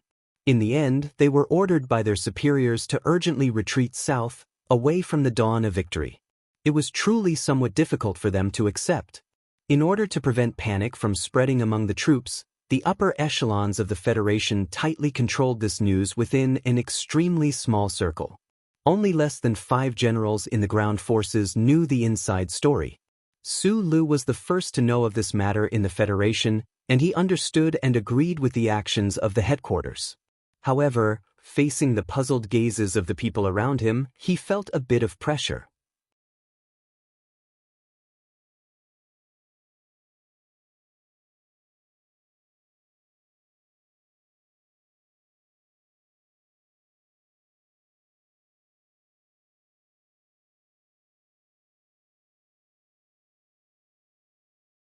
Chapter 530.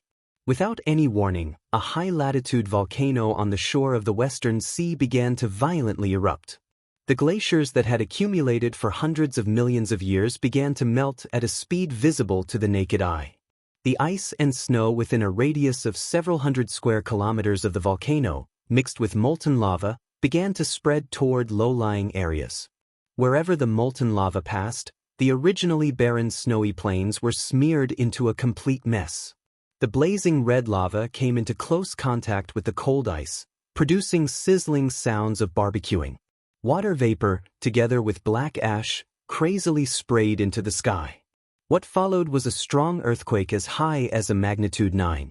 Fortunately, the source of the earthquake this time was extremely deep. After it spread to the surface, its intensity was greatly reduced. Moreover, on the surface of this planet that had been fighting for several decades, other than the military vehicles and mechas moving through the wilderness, there weren't too many man-made structures. Therefore, it didn't cause too many casualties. The arrival of the volcanic eruption and earthquake was only a kind warning issued by nature to the two sides that were busy fighting on this planet. The overall temperature of the northern hemisphere of 5,460 began to slowly rise. Under this shocking astronomical phenomenon, a total of 7 divisions of the Federation's ground forces retreated toward the south at high speed. Beside the icy peak of K-22, there was a small group of Empire troops stationed in an alley. They were the first to discover the enemy's unusual movements. They, who had long been accustomed to fighting day and night without rest, were shocked to discover that, in the past 4 hours, even though the Federation's artillery shells were still unceasingly bombarding them, those troublesome Federal forces never attacked again. The company commander thought silently for a long time. He used his hand to heavily pound the cold-resistant concrete wall of the fortification. Carrying his machine gun, he crawled out of the alley. The mud mixed with the damaged military uniform, sticking to his body and making him feel that something was a bit strange. The silence around the battlefield was a bit frightening. With difficulty, he climbed through the thick ice used to block the Federation's bullets at the entrance of the alley. The company commander used his gun to support himself on the ground and stood up. He looked at the incomparably empty snowy plains in front of him and the silent Federation's military camp on the other side. He was so shocked that he didn't know what to say. The Federation retreated? Squeezed by the desperation of the fierce battles and abandonment in the past few days, he was silent for a long time before he finally confirmed the fact. He grabbed a handful of snow and rubbed his face that was full of mud. It was not until the roots of his dark beard were almost bleeding that he finally woke up from the cold. Ecstatically, he turned around and ran into the alley, roaring in a hoarse voice, "The soldiers of the Federation have retreated. The Federation has retreated." The soldiers of the Imperium deep inside the fortification were stunned. They looked at each other in disbelief for a long time before they finally believed what their captain said. Helping each other to stand up, they laughed and cried to their heart's content, bashed each other, and hugged each other. The lucky celebration of escaping death in the alley did not last long. The people's laughter gradually died down because they could faintly hear a strange sound that they had never heard before. It was coming from the deepest part of the alley. That captain tilted his head and listened for a moment. Suddenly, his expression changed drastically.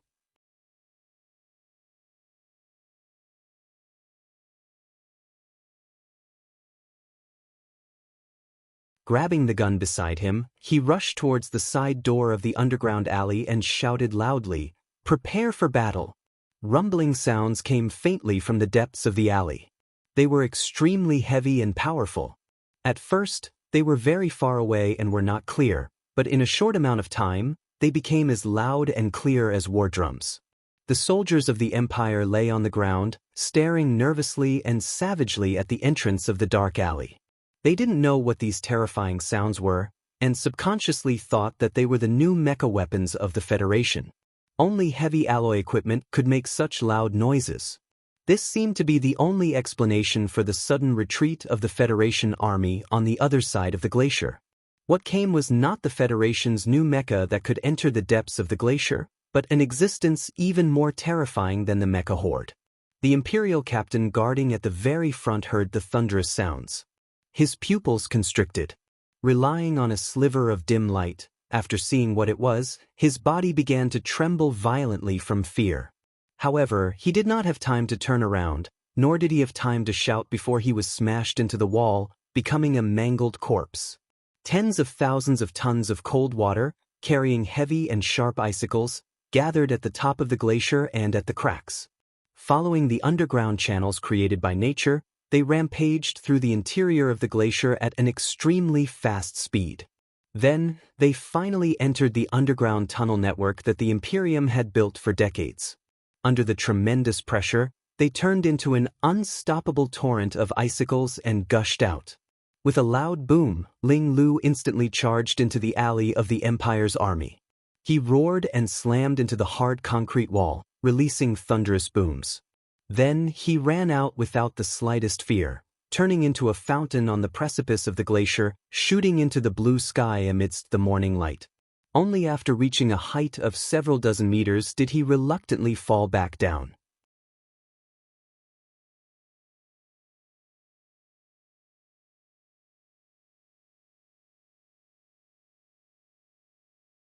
In an extremely short amount of time, the torrent of water destroyed all the attacks in the alley.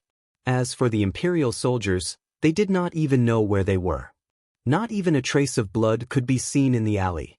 A few minutes later, the pressure in the cracks of the glacier gradually stabilized, and the torrent calmed down. The collapsed alley was filled with cold water. It was a deep blue like a bottomless lake. Dense icicles and occasionally a few broken empty boxes floated on top of it. The temperature was still not high. Not long after, the tens of thousands of tons of cold water in the alley slowly condensed into ice again. After a few days, when the temperature was higher, the ice would melt again, roar again, and maybe condense again. This process would repeat countless times. Maybe they would find an opportunity to rush into the grassland neighbors that they had not seen in the south for more than 2,000 years. The dark alley was dead silent. Occasionally, the sound of water rippling and cracking could be heard. The place where the Federal forces were fighting a bloody battle, the last base of the Imperial Expeditionary Force, under the power of nature, turned into a land of death. A few small bases that were hidden in the glacier in Area K were all destroyed by the torrent of water. Old General Ambridge had already received this unfortunate news. With the help of his guards, he slowly walked out of the gate of the base.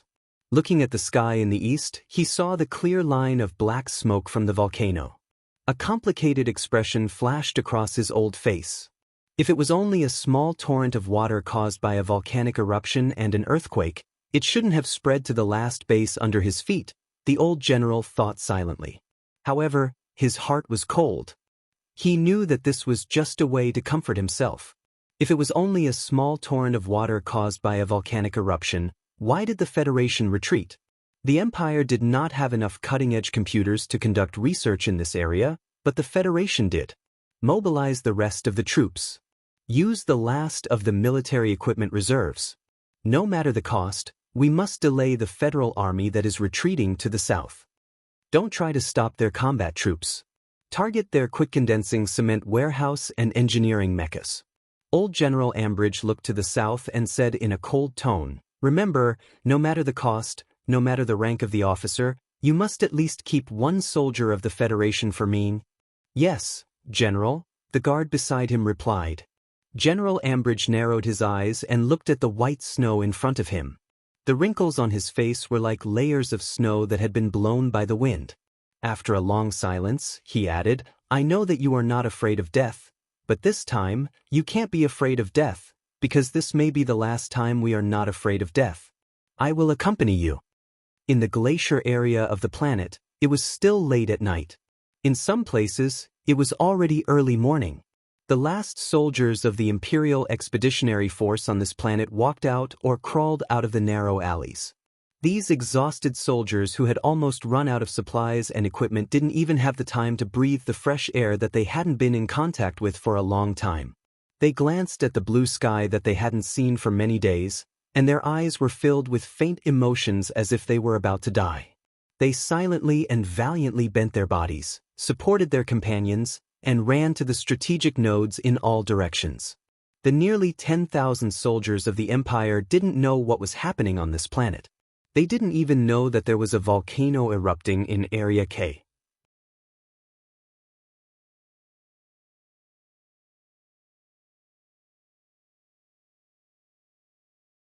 The violent tremor 2 days ago was a huge earthquake in the distance. They only knew that this was an order from their superiors, and that this was their last chance to be loyal to His Majesty. Therefore, they took their guns and walked out. In broad daylight on the flat, snowy plains, they went to intercept or chase the federal army that was 10 times their number. What kind of madness was this? The volcanic ash in the distant sky was blown away by the cold wind. In the eastern sky of the morning, outside the planet's atmosphere that was so clear that it seemed unreal, a black line could be faintly seen. That was the federal fleet in outer space. At the entrance of the Empire's base high in the Sea of Ice, General Ambley, who was standing in the wind and snow to send off the soldiers, was suddenly pushed down by his guards and then forcibly dragged into the sturdy base. More than 60 milky white beams of light shot out from the warships in space and instantly entered the clear and sparse atmosphere. With the help of the charter network's precise positioning, they fiercely fell in all directions on the snowy plains. There weren't any loud noises. The light beams that were adjusted to cover the area of the attack turned countless Empire soldiers who were arduously advancing into light smoke. Countless ice and snow melted, and snowy peaks collapsed and no longer existed. The entire process was like an accelerated spring, but it was even more terrifying.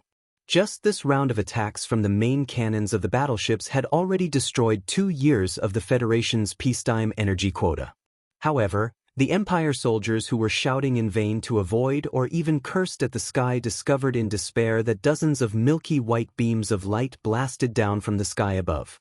In the face of the madness of the Empire, the Federation's response was also very crazy. The 7 divisions of the Federation's ground forces, under the protection of the fleet regardless of the cost, sped up their retreat to the south.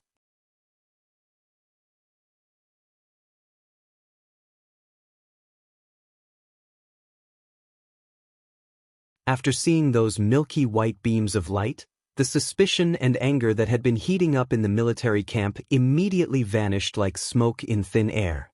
The soldiers still didn't know the real reason for the sudden retreat, but when they saw the Federation actually use so much of the Crystal Mine's energy quota to launch a group space attack that hadn't been seen in many years, they knew very well that the situation was definitely tense to a certain extent.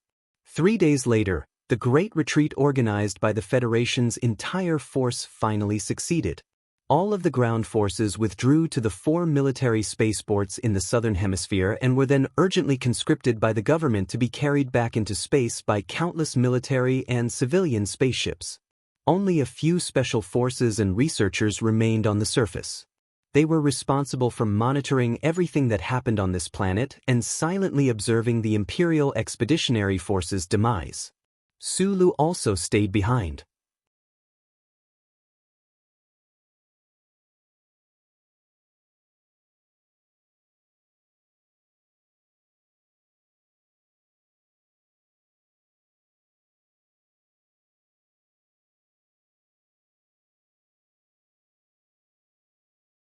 Chapter 5:31.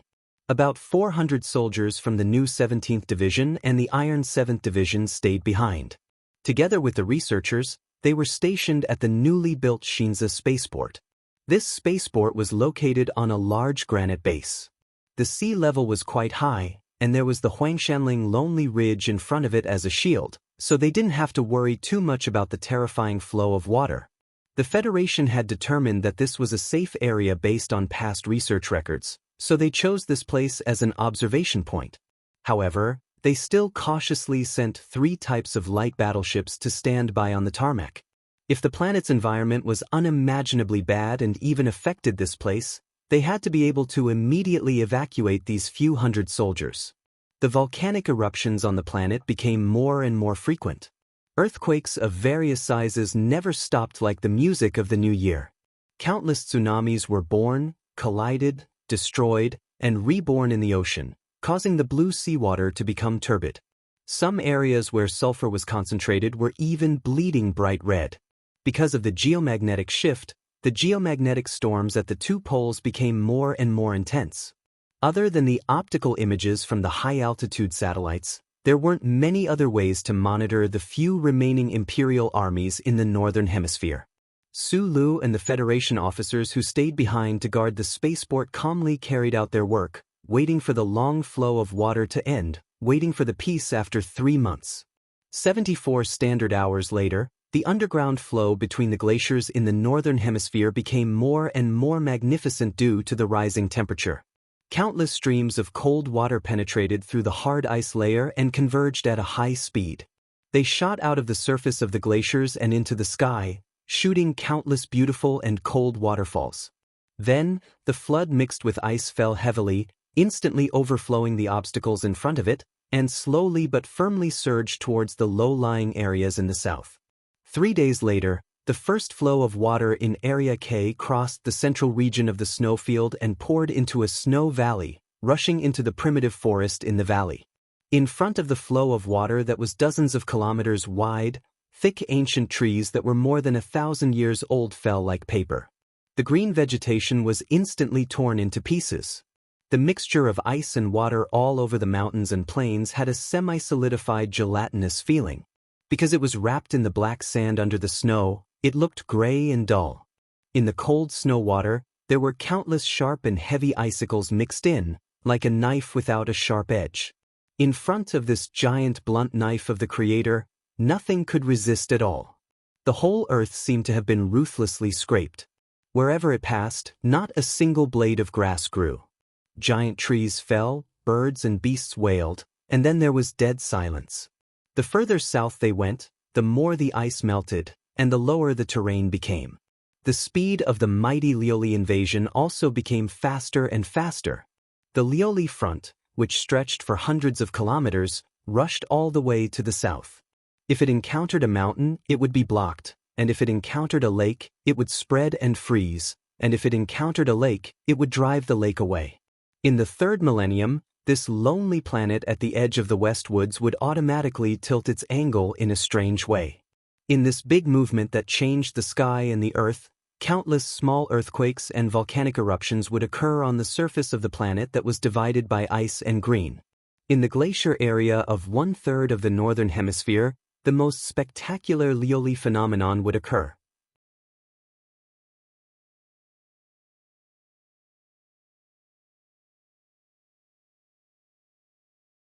Just like at this moment, the Lioli scene was so spectacular that it made people feel a sense of awe and fear towards nature. And this was only the first wave of this Lioli.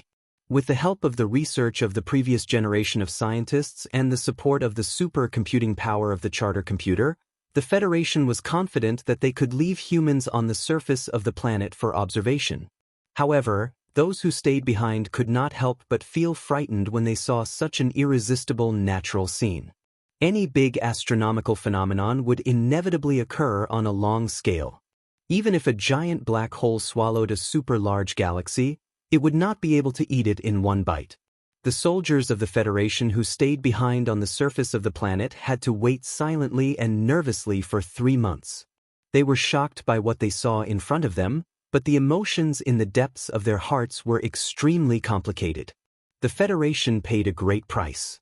Countless comrades sacrificed themselves to force the Imperial Expeditionary Force into a desperate situation. However, just when the enemy was sure to lose, and they were about to win the glorious moment of glory, God came out to mess with them. Although the Lioli would definitely destroy the remnants of the Imperial Expeditionary Force trapped in the glacier, and victory was still there, this feeling was not very good. Sulu definitely did not have this kind of emotion. He calmly completed his work in the engineering room and recorded everything that the optical lens captured. The Federal forces could be wiped out without a single person dying. This kind of victory was what he liked the most.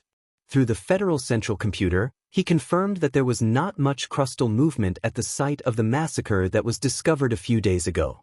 After the war, he should be able to find it again under the thick layer of ice. Only then did he feel relieved.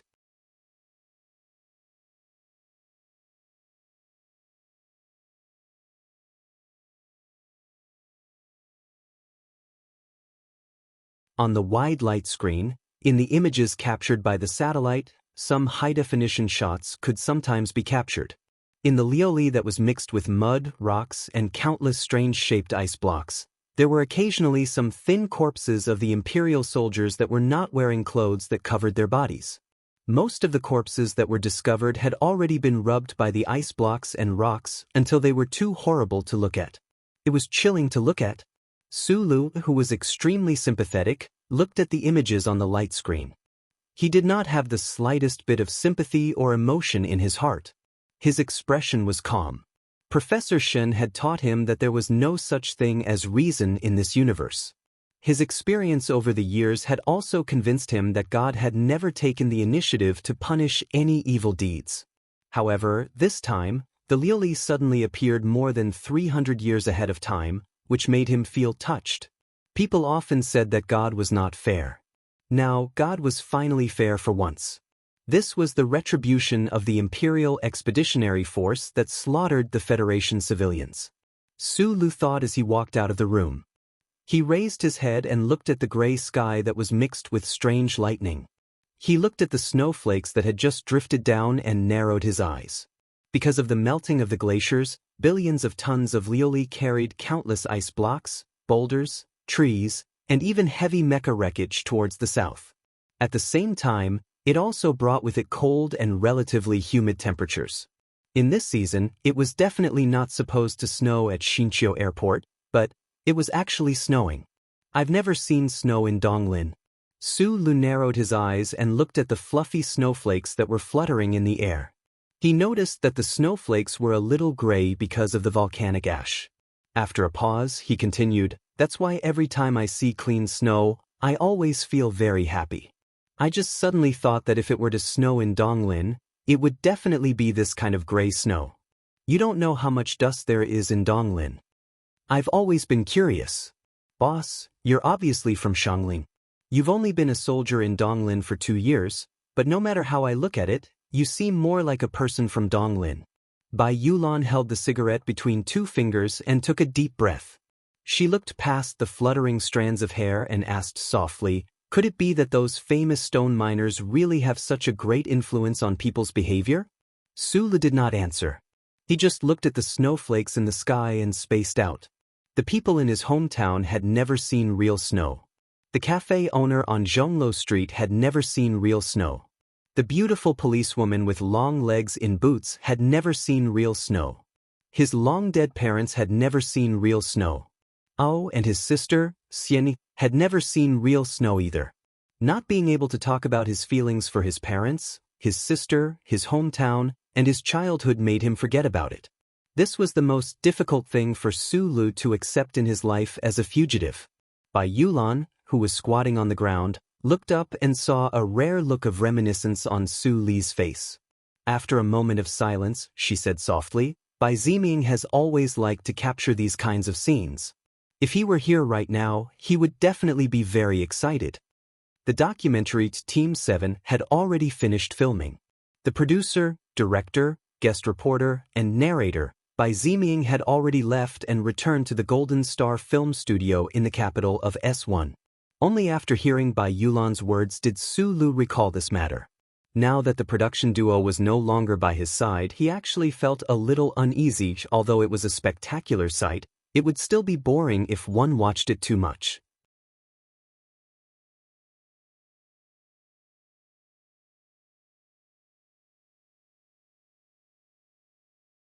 This was especially so if one watched it with a nervous and fearful heart. For a strong-willed professional soldier, this was a huge torture. Only the real scholars and researchers were extremely excited. They were screaming in the observation room. It was important to know that not all scholars had the opportunity to see such a rare sight that only happened once every 3,000 years. This was a temperament unique to the real academic community. Sulu actually had a lot in common with these researchers. However, in the boring waiting time, he could not observe and record for a long time like them. This was because he was the deputy division leader of the new 17th Division, so he had to organize the study of the officers who stayed behind. Whether it was the new 17th Division or the Iron 7th Division, whether it was the troops who stayed behind on the ground or the fleet in space, at this moment, all the commanders gathered together seriously and checked the battle reports of the other 2 fallen stars on time every day. They were watching the command of a real military genius. In the eyes of the people, Zhong Suahu of the Westwoods was a gloomy and violent dictator. He was the head of the 7 major families, a big shot who spanned both the military and the political world, and a big shot who ruled a corner of the empire. The officers and the people admired his hard work in leading the West Woods and the rotational warfare troops to fight against the Imperial Expeditionary Force for more than 10 years. However, they did not have a specific evaluation of his military command. This was completely different from Division Commander Shaoqing. Because of some rumors, the people had always doubted the ability of the Federation's frontline commander-in-chief. These disregard and doubts instantly stopped when the Tiger of the West Woods went to the front line again and personally commanded the victory of the military operation.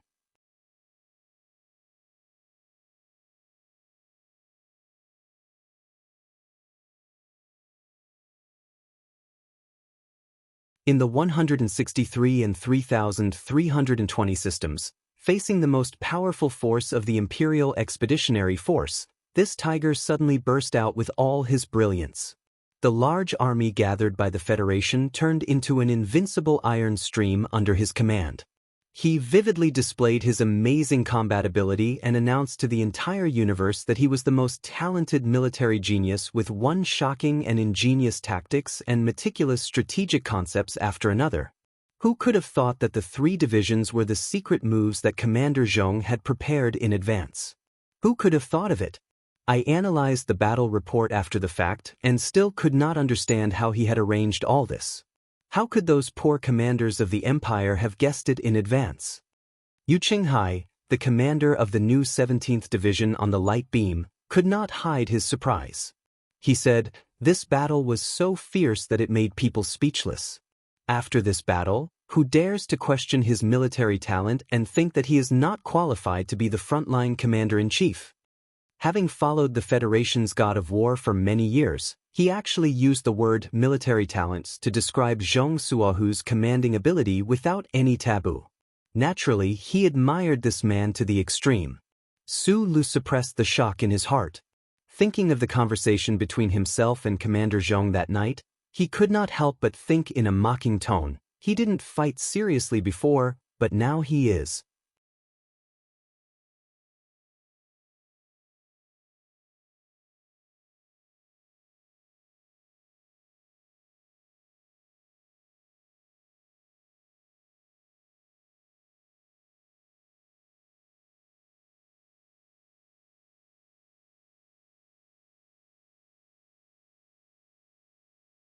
Chapter 5:32. The days of waiting for Lu Ling's arrival or departure felt extremely long to the people. The surface of the planet shook continuously.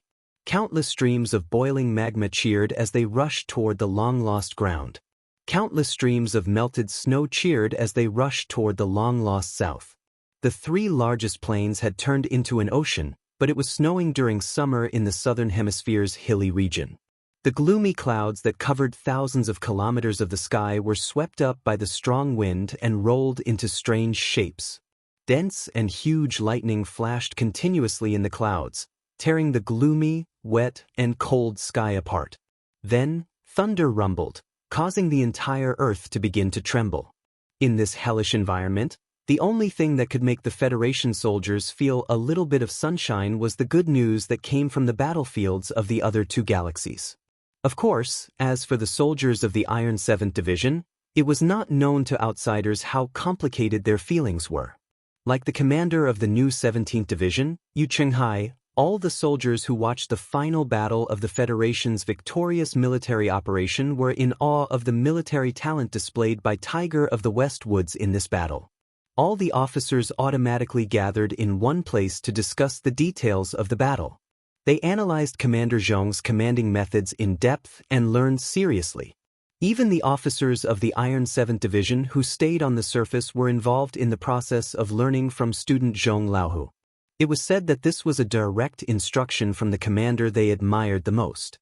In an inconspicuous grayish-black feather warship in the fleet of the Federation outside the atmosphere, Du Shaoqing, who was sitting upright in his chair, was reading the battle reports sent by the 2 galaxies with a serious expression.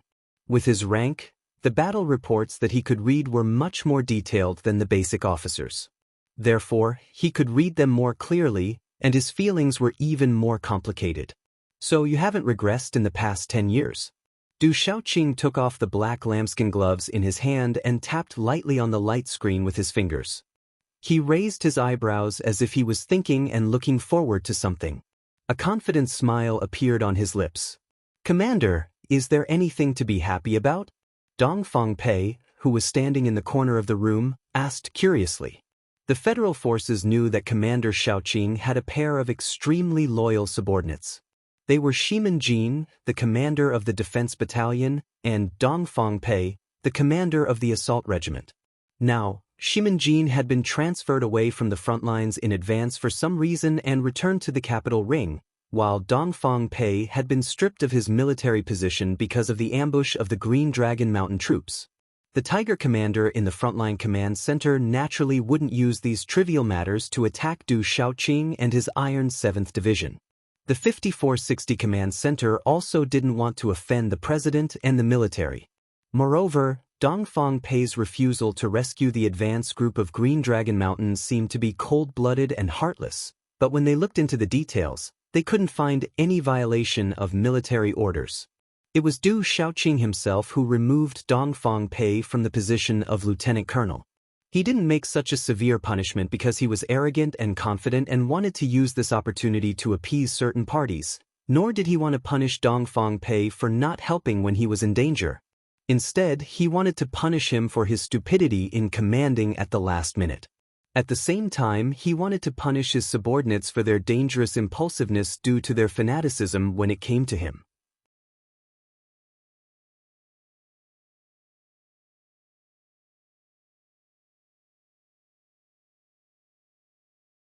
Being demoted from a lieutenant colonel to a lieutenant colonel orderly might be extremely humiliating in the eyes of others, but Dong Fangpei didn't have such a concept at all. He was very happy to be able to follow beside his commander again like he did 10 years ago. The Iron 7th Division was made up of such a group of people. They were very cold, tough, and good at fighting. They were very strict with their enemies and their comrades. No one could find any fault with them in terms of military discipline and fighting spirit. That was why they were able to become the Federation's trump card division, and become the division with the highest status in the hearts of the Federation people after the 17th Division. However, on the surface of this planet and in space, there was a new 17th Division beside the Iron 7th Division, a new division that inherited the glorious history of the Army God Division. Since they entered the front line, they began to shine brightly and won many battles. If it was in the past, the 17th Division, which had old Master Li Pifu and had sent countless stars to the Federation, would never put the Iron 7th Division in their eyes. They wouldn't even bother to fight with each other. However, because of the appearance of that person called Du Shaoqing, the two trump cards began to be on equal footing. Because of their similar statuses, those old historical grudges would find a suitable stage to play out again. On the ground, the friction between the two armies had never stopped. Fighting for military merits, which seemed childish but was the most important activity in the military camp, had always been happening. The hundreds of soldiers who stayed on the planet's surface to observe Luling were all from these two divisions. Now that they were trapped in a corner of the spaceport, the two sides often saw each other. They even had to eat in the same cafeteria.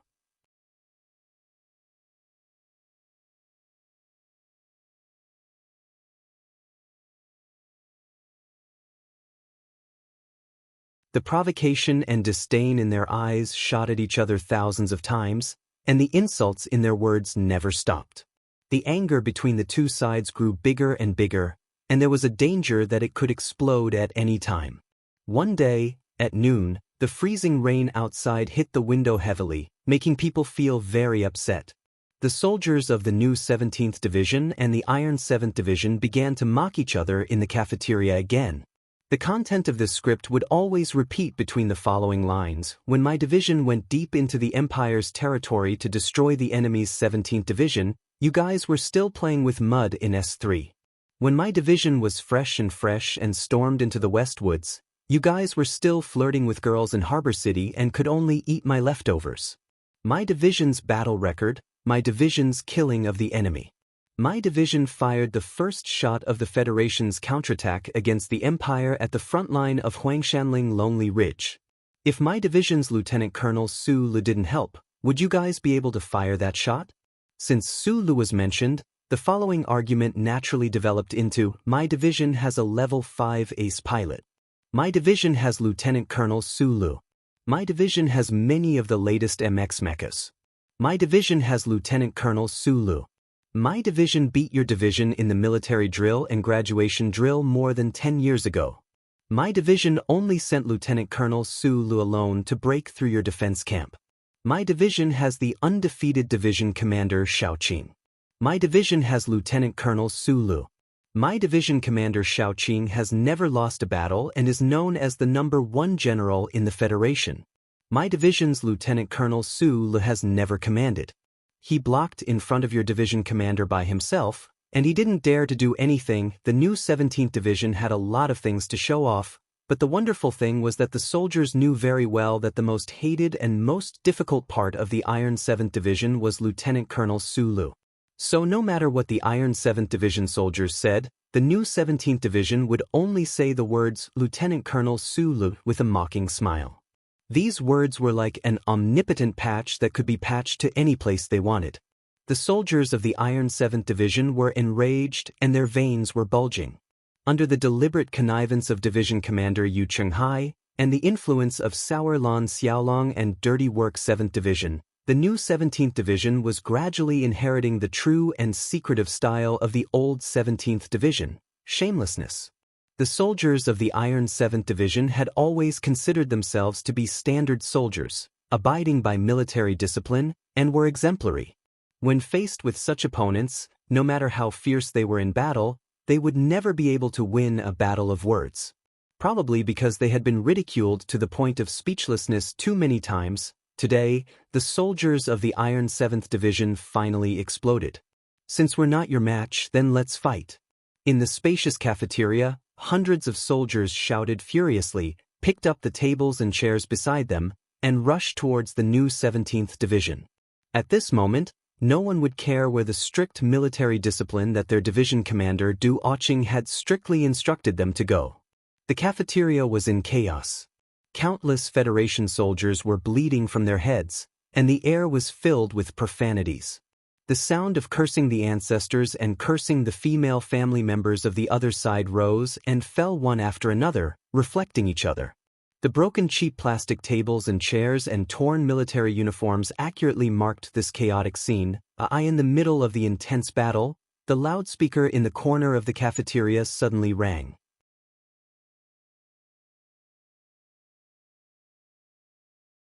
Hearing the sound from the loudspeaker, both sides were stunned and slowly stopped fighting.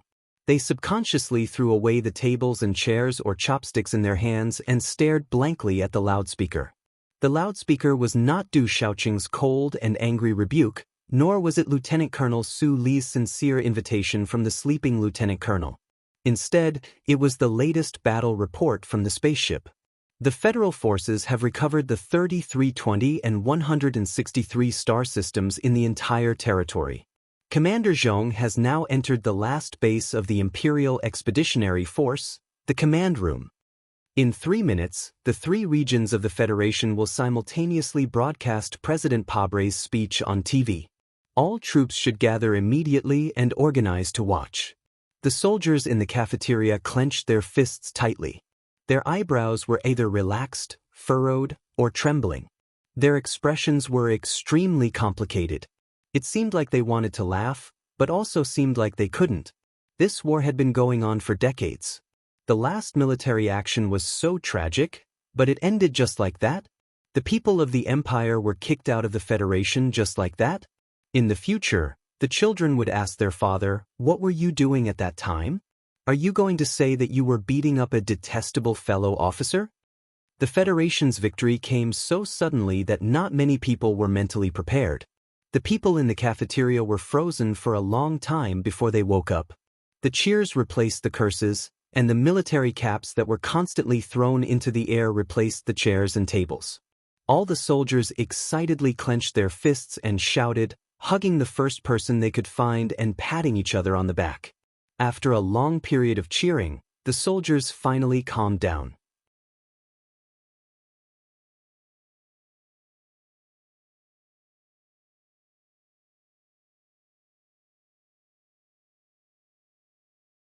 They were shocked to find that the person they were hugging might be the person who was fighting with their lives just now.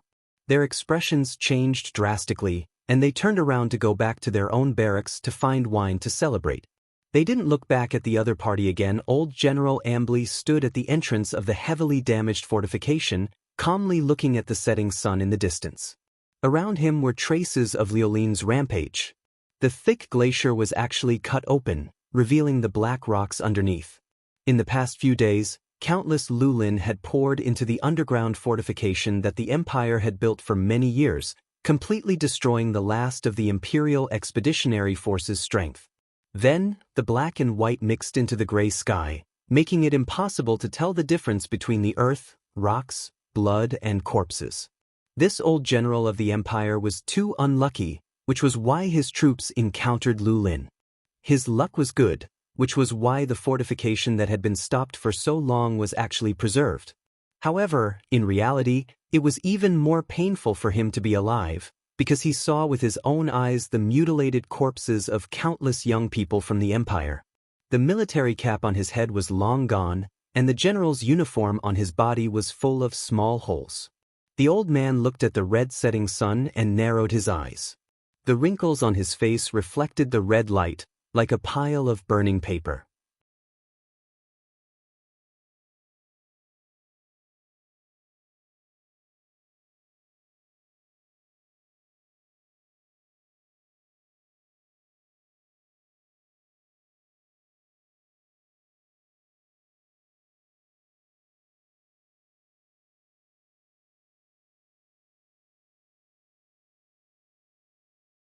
Chapter 5:33. No, General. Outside the black cave on the icy peak under the setting sun, the guard who had been following General Ambly for the past few days shouted in horror. He wanted to take the gun away from General Ambly's hand, but his ribs had been broken a few days ago, and even crawling was difficult for him. He could only reach out his hand in vain, trying to grab something. Ambly's arm froze, and he slowly lowered his head. His white hair was so dazzling under the red sun. After a long period of silence, he turned around and smiled at his loyal subordinate. There was a hint of consolation in his smile. If this was just a tragic war drama, the general who lost would have suddenly realized that he should cherish his life and live on bravely. He would have endured for many years, and then lead a new army to launch a bloody revenge against the enemy. However, this was a real battlefield, not a drama. The Imperial Expeditionary Army had been annihilated, and General Ambry was just like his subordinates. They wandered around aimlessly, unable to find their way home. They would never surrender, and only despair awaited them. There would never be a continuation of the plot. A crisp gunshot rang out, and a bloody hole appeared between the guard's eyebrows, and he fell to the ground. General Ambly, whose cheeks were sunken, stared blankly at the smoke coming out of the muzzle, and a self-deprecating expression flashed across his face. The former emperor loved this kind of antique gun the most, and General Ambly, who was in his prime, got one because of his military exploits. At that time, he mocked himself and asked himself if this antique gun could kill people. If it could kill people, then this antique gun could at least kill old people.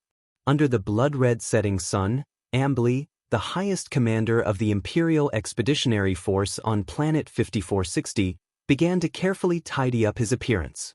He took out half of a bone comb from his pocket, combed his white hair neatly, and then raised the gun to his forehead and pulled the trigger.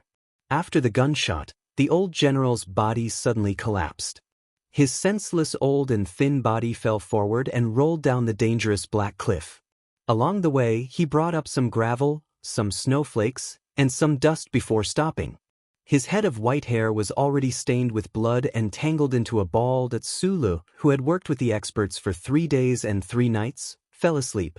In his sleep, he could faintly hear the cheers coming from the canteen in the distance. A smile appeared on his honest and sincere face.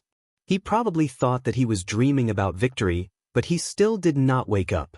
When he woke up late at night, he was somewhat surprised to find that the entire military camp was brightly lit and filled with cheers. The air was filled with the smell of barbecue and alcohol. Soldiers were lying on the ground drunk, forgetting about the freezing rain. He even saw a few old professors, who were usually serious, dancing the hip dance that was popular in the capital ring. What happened?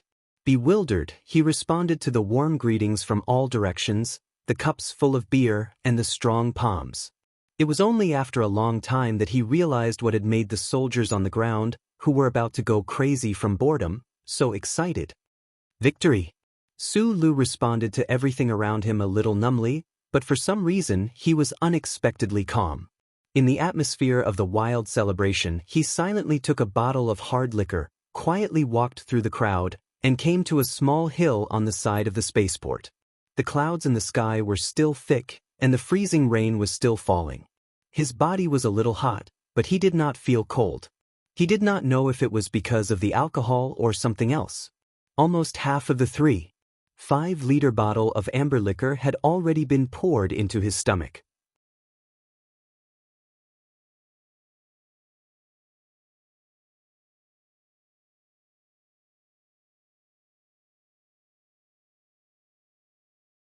His face was slightly flushed as he looked down at what should have been a grassland at the bottom of the hill, but was now a mud lake.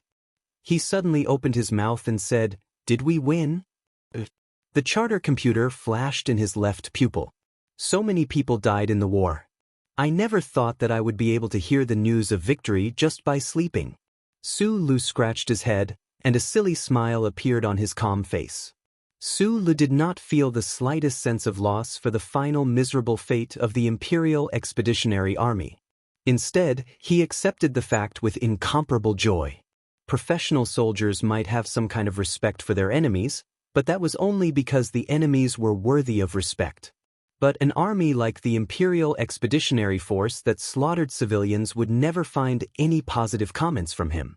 It was just like how Macklin had stolen the name of ideals for his own purposes. He had made countless young people who had no martial arts skills but only a strong desire to change social injustice serve as cannon fodder. That was something that he could not tolerate. What he was ashamed of was the innocent being harmed. It was a positive term that was used as a pass for evil. Sitting in the cold meadow on the hill, Su Lu kept drinking hard liquor and looked at the flowing water under his feet. Thinking that the Federation had finally won, he could not help but frown and shake his head. Then he laughed foolishly again. That night, he laughed foolishly more than he had in his entire life. The TV camera was interviewing Jian Shueya, the national girl who rarely showed her face after returning from the front line. The producer, Bai Ziming, did not draw a picture.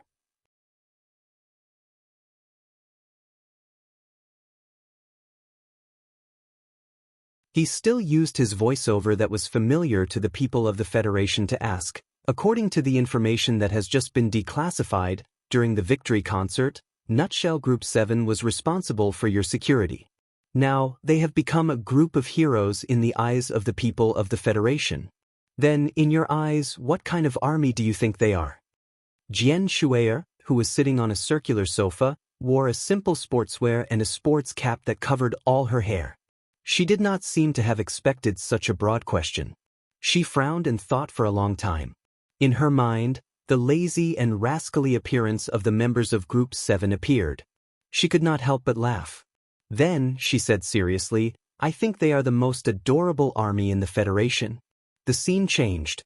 It was still the same question. What kind of army do you think they are? Behind an office desk carved from agarwood, the president of Nutshell Group smiled and said, they are the pride of Nutshell. They are the most outstanding young people in the Federation. The same question was repeated in the TV camera. There were all kinds of people who answered the question. There were generals of the Ministry of Defense, and there were also respected members of the Parliament. The target of the question was expanded to the people of all social classes in the Federation. Everyone's answer was different, but it had a different meaning. Since they can take over the flag of the 17th Division, it must mean that they are outstanding. As for the question of iron, I think it should be said that they are the trump card of the Federation. The person who answered this question was a young and proud officer of the 2nd Military Region. I don't know much about war. A female employee who was wiping the dust on her high heels was stopped by the camera crew.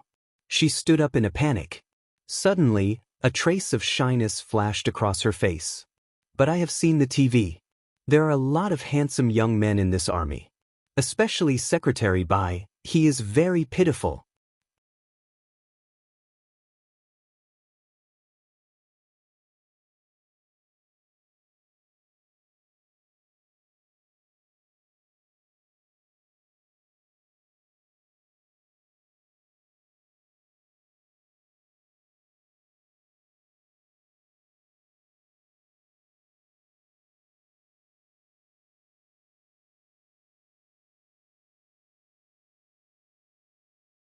Chapter 5:34. After a quick zoom on the TV screen, Xiong Linxuan's big face full of mud appeared. He was eating and staring at the camera in shock and said, "Why are we fighting? Of course, it's to protect the Federation." Then he seemed to be honest, but he shamelessly admitted, "But this is the answer you taught me to say." Miraculously, neither the Golden Star Film Studio nor the Federal News Channel cut out this part of the footage. The camera continued to film for a long time, from the big tree behind the camp to the entrance of the division headquarters. Gu Shifeng, who had been appointed as the new commander of the Electric Control Battalion of the 17th Division, answered the question innocently, "Why did you fight?" I say, "Director, who came up with this stupid question?"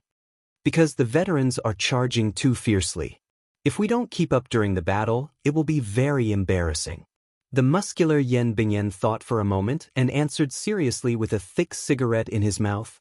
I really didn't think about this question. At the very beginning, we were sent to the West Woods for no reason. We were miserably drilled for 10 days before being thrown to the front line. Song Xiang frowned and thought of his friend who had left the army. He shook his head and said with a sigh, "In a place like this, if you don't fight, you will die. Naturally, we can only continue to fight." At the end of the interview in the documentary, Major Lan Xiaolong, who claimed to be the spokesperson for Group 7 and the new 17th Division, gave a concluding answer to the hundreds of millions of people of the Federation behind the camera. He was wearing a new military uniform with all the medals and medals hanging on it. His answer quickly spread throughout the Federation society along with the broadcast of the documentary. It made countless young male citizens excited and hot-blooded. It was to the extent that this line was used on the recruitment posters of new recruits half a year later. As for Major Lan Xiaolong, who said this line, it became the model for the best male Federation actors to learn how to act cool. "Why are we fighting?" Major Lan Xiaolong's expression was firm. His dark eyebrows were like swords. His gaze was deep and distant. He answered word by word, "Because the enemy is there." The TV screen gradually turned dark, and a paragraph of words written by General Miles, the chairman of the Joint Staff Committee of the Federation of Defense, appeared on the screen. This paragraph of words must have come from the publicity draft drafted by the presidential residents and the civil officials of the Ministry of Defense. It was very appropriate for it to appear at the end of the documentary. Group 7 is an excellent combat force, and it is the epitome of the heroic Federal Army. They uphold a sense of discipline and honor, but their hearts are filled with precious free will. More importantly, they know why they are fighting. This is the biggest difference between us and the Empire's invaders. This is the most powerful reason why the Federation will definitely obtain the final victory. I, as a veteran who has participated in 2 major wars, would like to announce to all the Federation citizens that your troops are just like Group 7. They are on the path to victory and will definitely bring you more victories. I hope that this vast universe can bear witness to our great history. On the TV screen, this paragraph of words gradually disappeared like sand blown by the wind. It turned into darkness, and in the darkness, there was a dot of white light. It was a star, and then there were more stars. In the end, it turned into a sky full of stars. The magnificent universe appeared in front of everyone's eyes. Outside the TV screen, there was the gentle sound of a violin. In the sound of the violin, a clear and bright female voice gradually became clear and slowly sang.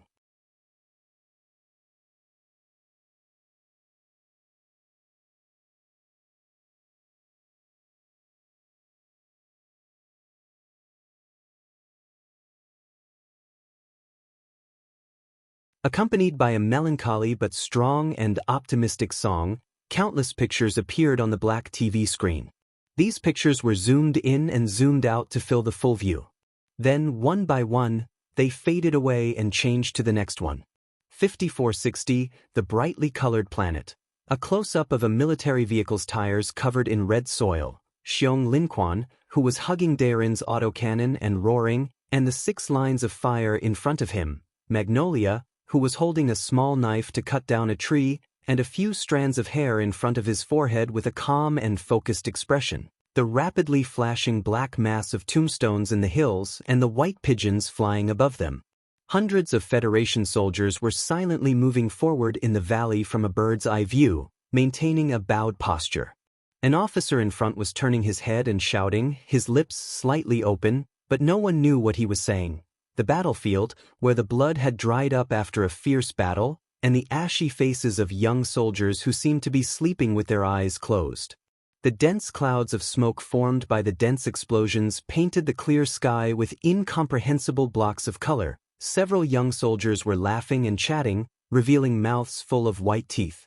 In the close-up, there were 2 soldiers standing in the shadow of a tall mecha's alloy legs, lowering their heads and kissing with cigarettes. The last scene was Su Lu sitting on the shoulder of the tall mecha. This time, he was finally not wearing that pair of sunglasses, but he was looking at the rising sun at that time. The red and warm sunlight occupied most of the screen, so the audience could only see his back. The TV screen returned to darkness, and the ethereal and warm female voice slowly ended. A line of small white words appeared at the bottom of the screen. The documentary Team 7 ended or will continue. Thank you for watching. Su Lu retracted his eyes from the black screen.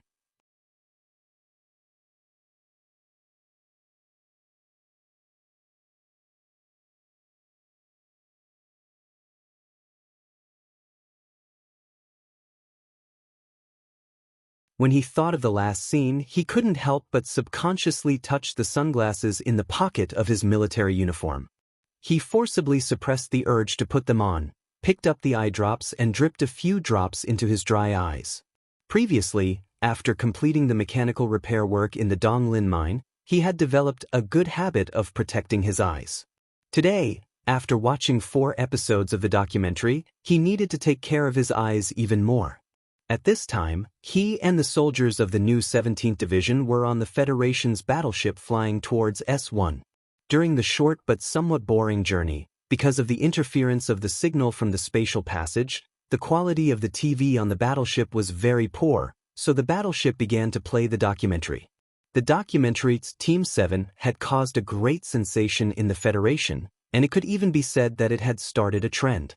A total of 7 episodes were filmed, and the content of the last few episodes was about the reconstruction of the 17th Division of the Federation's trump card, the sincere cooperation between the Army and Green Dragon Mountain, and the content before that. Su Lu and the soldiers on the front line had been busy fighting, so they didn't have a chance to watch it all. So today, they watched it from the beginning to the end with curiosity, vanity, and some uneasiness. You don't say, this documentary is really good. Lao Bai is really good, especially when it comes to stirring up emotions. Lan Xiaolong, who was trimming his beard, glanced at Bai Yulan and quickly explained, I'm not talking about you. It's not as stirring up emotions as what you said, Bai Yulan said softly, it's very mushy. I really don't want to admit that you're a member of Team 7. Su Lu smiled, and in his heart, he admired the documentary's producer, Bai Ziming. As the subject of the documentary, he and his team members were all moved by the documentary, and it was easy for him to imagine what kind of emotions the ordinary audience would have. Rubbing his eyes that had been dripped with eye drops, he suddenly noticed that Da Vinci beside him was a little silent. He asked curiously, what are you thinking about? I'm thinking, what does the 13th floor's sister look like? Da Vinci's eyes were fixed on the TV screen. Previously, he was extremely angry because there was too little footage of the 13th floor, but after calming down, he fell into silence again. After being awakened, he quickly replied, if his sister looks as ugly as him, wouldn't I be at a disadvantage? Su Lu looked at him in a daze and asked doubtfully, you've really decided to go back and marry his sister? Skyscraper did save you, and you have a good relationship, but marriage is not a good way to repay him. The 13th floor said that his family's main income is the perks he gets when he's a mercenary. If I want to help his family financially, of course, it's easy to do. But I always feel that his family is short of a son. If they have a son like me, the governor's son, as a son-in-law, they shouldn't suffer too much, Da Vinci explains seriously. The problem is that you haven't even met his sister. Bai Yulan, who rarely expressed her opinion, couldn't help but frown and say, a marriage without a foundation of feelings will be a mess. Feelings can be cultivated, Da Vinci said seriously. I just hope that his sister isn't too ugly, but, as long as she's not too ugly, I'm still willing to marry her. That's fucking bullshit. Su Le shook his head and said, don't think that women will throw themselves at you just because you're the governor's son. Maybe Skyscraper's sister doesn't even like you. Boss, why do you say beep beep? We're not the same as we are on TV, Da Vinci asked doubtfully. We're going back to S1 soon. That's not the lawless front line full of sweat and smoke.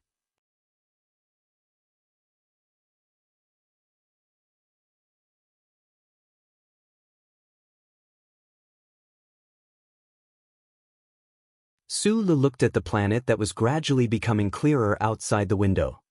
He shrugged and said helplessly, I have to get used to how to speak without swearing. Otherwise, what if I suddenly curse his mother when I meet the president? Although he was joking, in fact, the music at the end of the documentary was still echoing in his heart. The simple violin accompaniment was so melodious, but what really worried him was the quiet female voice mixed in with the violin. The ending song was actually sung by Jian Shuang. Didn't she decide to disappear from public view? He was going back to the familiar S1 and was going to see many close and long-lost people. At this moment, Su Le couldn't help but feel a little nervous. How's Lu Hua's appetite now? Zhou still has that bad temper? How much closer is the distance between Li Qishao and his brother? Shang Qiu's figure, oh, she had just seen it. Her figure was as exaggerated and beautiful as ever. What about the daughter of the Prime Minister's family? He hadn't replied to her all this time. Was she happy? There was another very important thing. Did the anti-selling fast food boxes below the Wangdu apartments have a relationship with the head of the protein meat ration station? The S1 Capital Military Airport was heavily guarded today. The police were scattered everywhere as if they were facing a great enemy. Agents in black uniforms nervously patrolled all suspicious places, but the rest of the people had joyful smiles on their faces. There was not a trace of nervousness at all. This was the scene of the Federation's ceremony to welcome the victorious return of the frontline soldiers.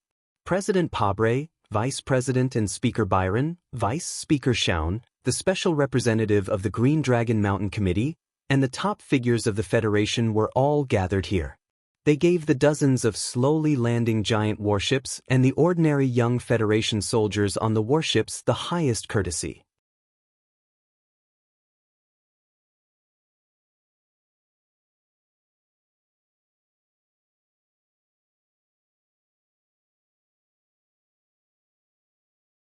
On the three-dimensional screen above the airport, the TV footage of the Iron 7th Division's attack to the north in the Battle of Yellow Mountain Ridge was playing non-stop, as well as the already famous documentary.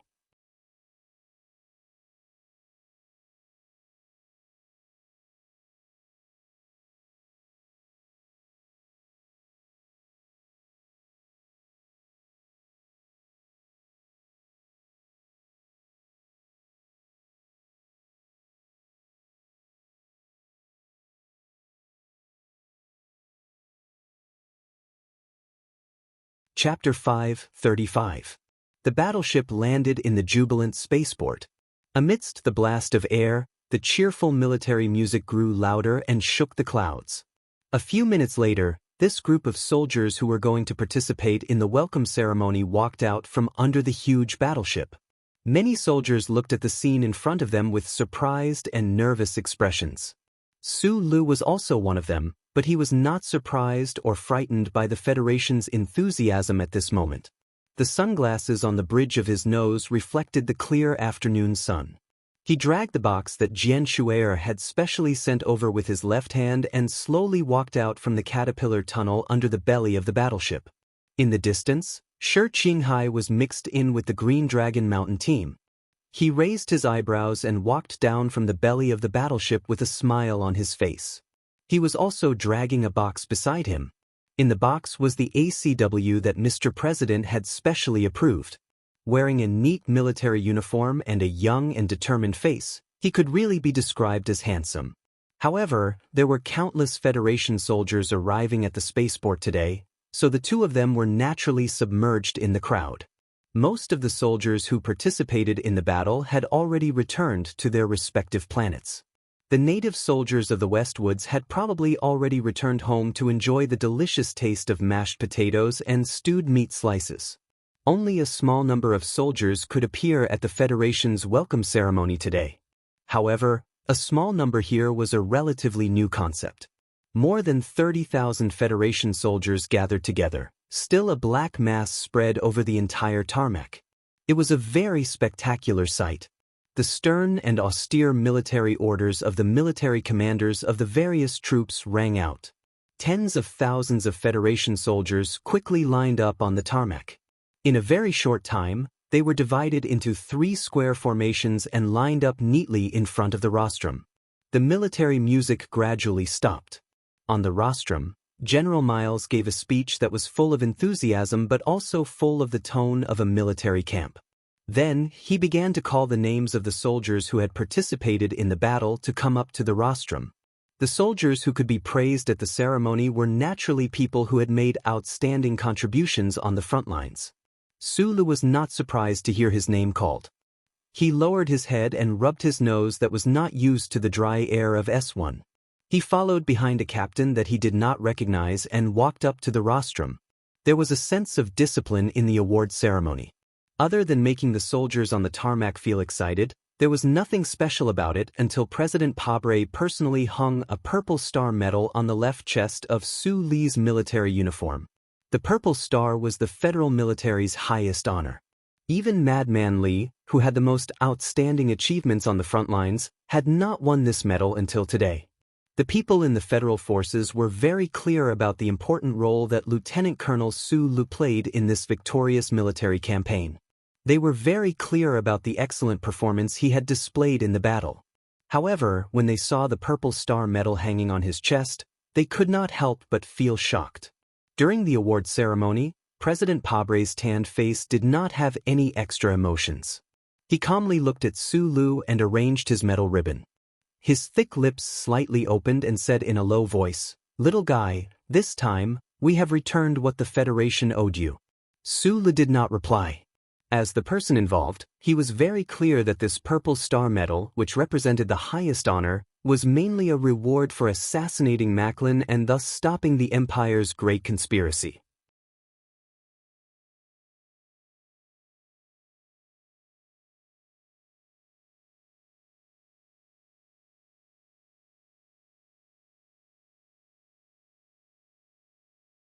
The award from the President and the Ministry of Defense was just to make up for the past debt. After a moment of silence, he looked at President Pabre, raised his right hand, and performed a standard Federation military salute. He said, "Thank you, Mr. President." Following that, there were still quite a few officers who received awards. Among them, the most eye-catching one was of course that Du Shaoqing, who stood in the wind like a snow plum blossom proudly admiring himself, yet was truly astonishingly brilliant and made people admire him. The awards ceremony continued until the end. Zhong Shouhu, who stood at the front of the square formation, walked up to the rostrum with an expressionless face. He slowly raised his forearm and the tip of his second finger was perfectly aligned with the brim of his hat. As the highest military officer who led the entire Federation's counterattack operation, Commander Zhong naturally had to have a different appearance. President Prabal stared at the Sillin warlord whom the federal political circle viewed as an enemy and an irreconcilable enemy.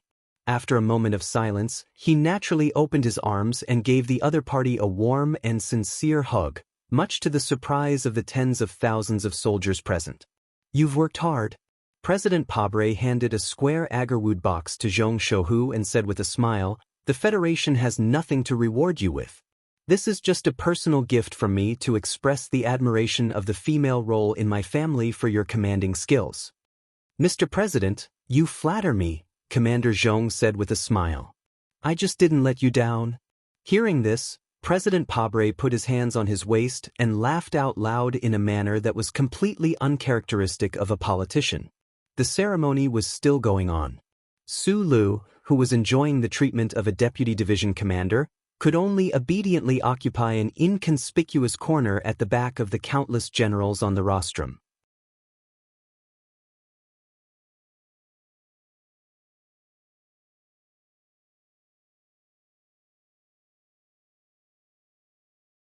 He watched the big shots of the military in front of him happily conversing.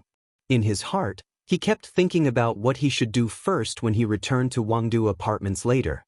At this moment, he saw that in the front row of the rostrum, Zhong Shouhu was looking straight ahead, but he raised his right hand and hooked his finger behind him, making a gesture to greet him forward. Su Lu was slightly dazed. The war heroes and high-level officers of the Federation next to him, on the other hand, had already cleared the way with envious eyes and knowing smiles. He scratched his head and walked forward along the path that his colleagues had made way for him. He stood behind Commander Zhong and asked in a low voice, "Commander, what orders do you have?" "The upper echelons of the Federation have all arrived. Representatives from all over the capital city have come to welcome you. Everywhere you look, there is jubilation and respect." Zhong Shouhu did not turn around. He asked with a smile, "Does it feel good?" Su Lu lowered his head and thought for a moment. He then replied with a smile, "It does feel good." General Miles, who was standing in the middle of the first row, heard the conversation between him and Zhong Shouhu. He said indifferently, "Kid, this is the treatment we deserve as soldiers, so you have to get used to it." Zhong Shouhu looked straight ahead, shook his head and said, "General, you stole my line. I saw this young man first." General Miles, as the chairman of the Joint Staff Officers, was the real boss of the military. Faced with the question of the local tyrant of the West Woods, he raised his eyebrows and said, "Is that so? The problem is that I got this guy out of Qingqing prison." Su Lu did not know how to respond when he heard the two top military bosses arguing about such a boring topic that was closely related to him. He could only lower his head and look at the dust on his military boots, keeping his mouth shut. At this time, he did not realize what kind of shock this scene of standing behind the two bosses and having a very private conversation would bring to the people present. This shock was not only the confirmation of some rumors, but also some problems in the future. "I declare victory. The military operation has achieved the most complete victory. From this moment on, no invader of the empire can stand on our own land." At this time, President Pabre finally began his speech. The president, who was born as a lawyer, continued his super-speaking ability that he had shown in countless elections. His words were like countless heavy fruits that fell on the fertile land, making the whole spaceport quiet down. The tens of thousands of Federation soldiers were focused, and a strong impulse and sense of honor was born spontaneously, making it hard to forget. At the end of the speech, the president waved his right arm vigorously, his body slightly leaned forward, and with a calm and determined look, he looked down at the participating troops and countless reporters and flashing lights in the spaceport, and said, "The free people will never be satisfied with the temporary victory over the despotic darkness. This year or next year, I and all of you here will definitely fight to the homeland of the empire. The Federation has never been a collection of belligerent citizens. The purpose of war is peace. It is still the same time, this year or next year, but we will definitely march forward bravely." Mr. Pabre stared at a young soldier in front of the dense square and said solemnly, "But we will not be blinded by victory. I can only promise you that that day will come, but I can't promise when it will come." Perhaps this is a strange remark that no one in the Federation who is used to winning is willing to say. But I have to say it. The president smiled and said, "Please maintain a certain degree of patience."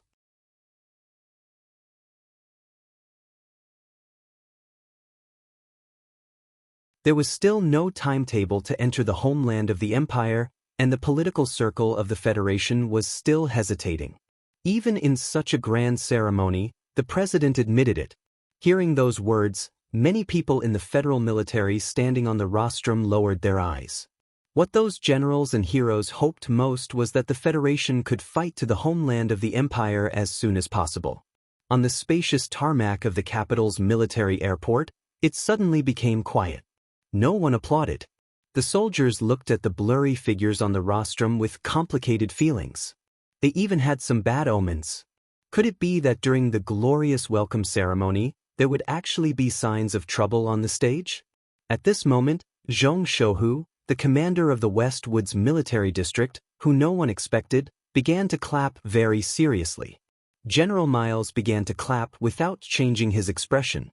Then, Minister of National Defense Zhou Yingxing and Mr. Li Jiedu, the president of the First Military Academy, began to clap one after another.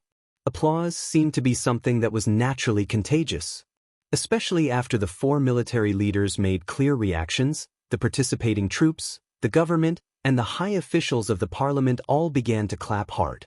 In an instant, the thunderous applause soared into the sky. When the ceremony was over and Su Lu was about to leave with his team, a sentence suddenly floated into his ears. "Come to my house for dinner in 2 days." Minister of National Defense Zhou Yingxing stood at the front of the rostrum and didn't turn his head. No one could be sure if it was him who said those words.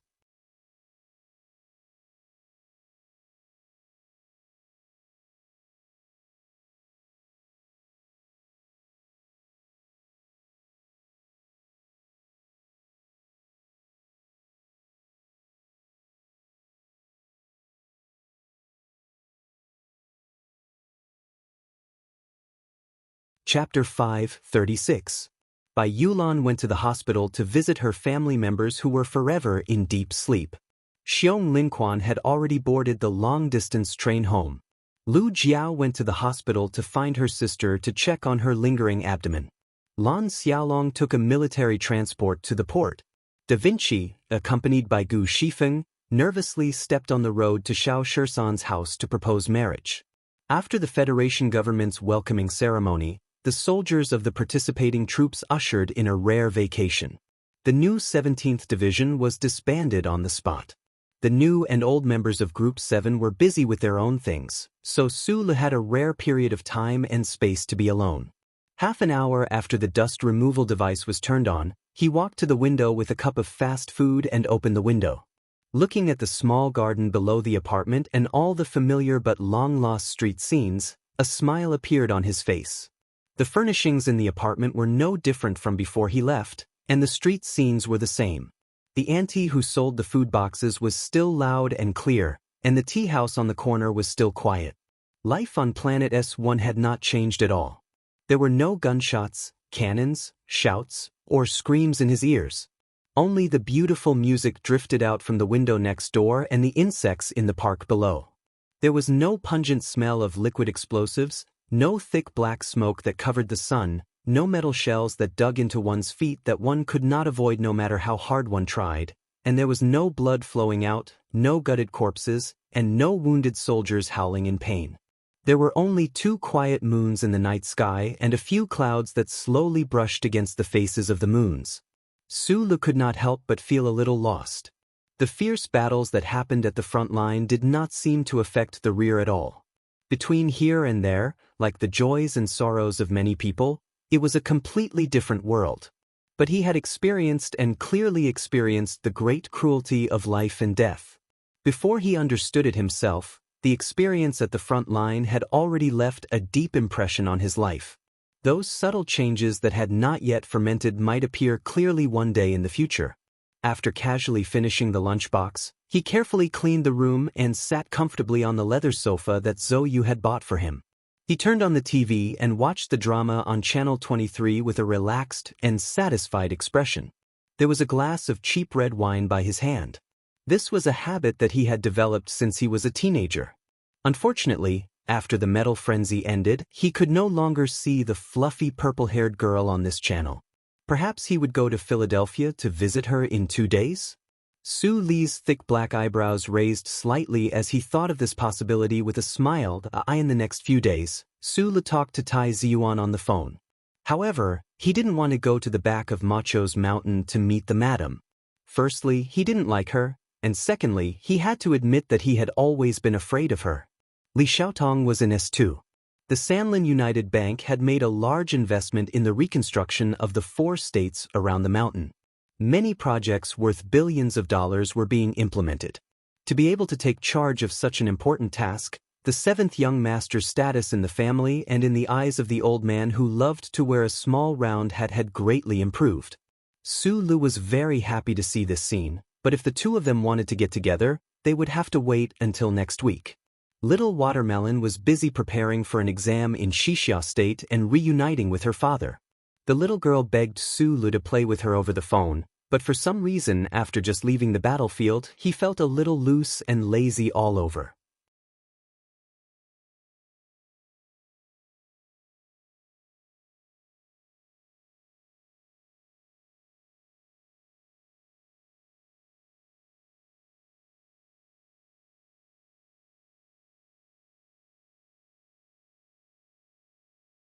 He didn't want to be too far away from the apartment.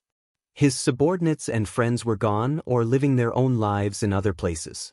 Su Lu didn't have any classmates, old friends, or relatives in the capital ring. As for the interview requests of some news media and the luncheons of the relevant departments, he politely declined all of them. The next day, he made an appointment with little Professor Shin to go to Xinghe Cemetery. In front of Professor Shin's grave, he placed a small bouquet of dehydrated yellow flowers from 5460. Then he returned to the Wangdu apartment again. Day and night he watched TV, ate lunchboxes, and spaced out.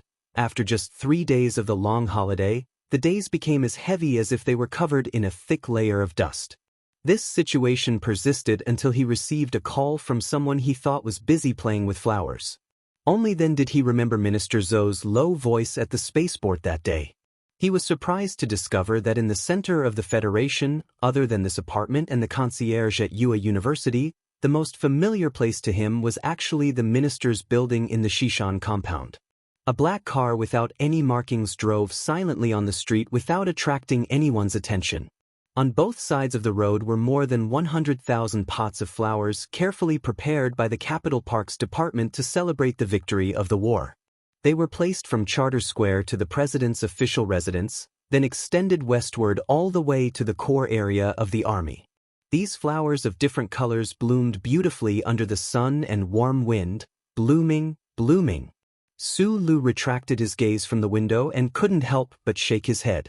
It was already the spring of year 70 of the constitutional calendar. It had been more than 4 years since he left Donglin and came to the capital ring. The problem was that he had once again forgotten what the new year looked like. Once life became intense and exciting, would the footsteps of time become so hurried? The black car slowly stopped at the entrance of the Shishan compound. The most important departments and research institutions of the federal military gathered within a 10-kilometer radius of the main street. People in military uniforms entered and exited the buildings calmly and quickly. Only the entrance of the Shishan compound was exceptionally quiet. Other than the 2 armed military police at the entrance, there were no security measures, but anyone in the Federation knew how tight the security of this compound was. After a strict identity check and a secondary scan of the Federation's electronic surveillance network, the military police heard a beep and looked at the results on the handheld scanner. They stood at attention with a snap, gave a standard military salute to the person in the car, and said with a smile, "Lieutenant Colonel Su Lu, please come in." The military police of the Shishan compound and even the surveillance personnel in the central control room were very familiar with this black car and Su Lu in it, but discipline was discipline. In the past, after Su Lu passed the inspection, he would always chat with the military police, but today he was obviously not in the mood. After nodding, he started the car again. The roof of the car reflected the clear sky, and the deep green and even a little gloomy shade trees kept retreating outside the window. Su Lu narrowed his eyes and said with a frown, "I must be crazy to bring you into the Shishan compound." Sitting beside him, Shi Qinghai flicked the hard brim of his military cap with his finger, making a snap sound. A smile flashed across his handsome and elegant face, and he said, "Friend, aren't we friends?" Su Li's face was a little ugly. He was able to bring Mr. Shi into the heavily guarded Shishan compound. He didn't know if it was because the military police gave him face and didn't check very carefully, or because the old guy opened the back door again, but no matter what it was, he could feel great pressure on his shoulders. "Don't be so cheeky." He had a headache and said, "You asked me to bring you to the compound. What exactly do you want to do?" Life is not a Schiller script. Even if you want to meet Zoyu, you don't have to climb over the balcony. There are countless bars and tea houses outside the compound open. "I'm not going to climb over the balcony to see my woman and my son." Shi Qinghai's smile gradually disappeared and he said calmly, "I want to see Zhou Yingxing." Fortunately, Su Li's nerves were much stronger than the average person's, so when he heard this, he didn't panic and drive the car into the big tree on the side of the road. However, his face became a little pale, and he angrily scolded in a low voice, "You're crazy. That's the Minister of Defense. Although he looks like a scholar, I can guarantee that there are countless guns in his study, and they're all loaded."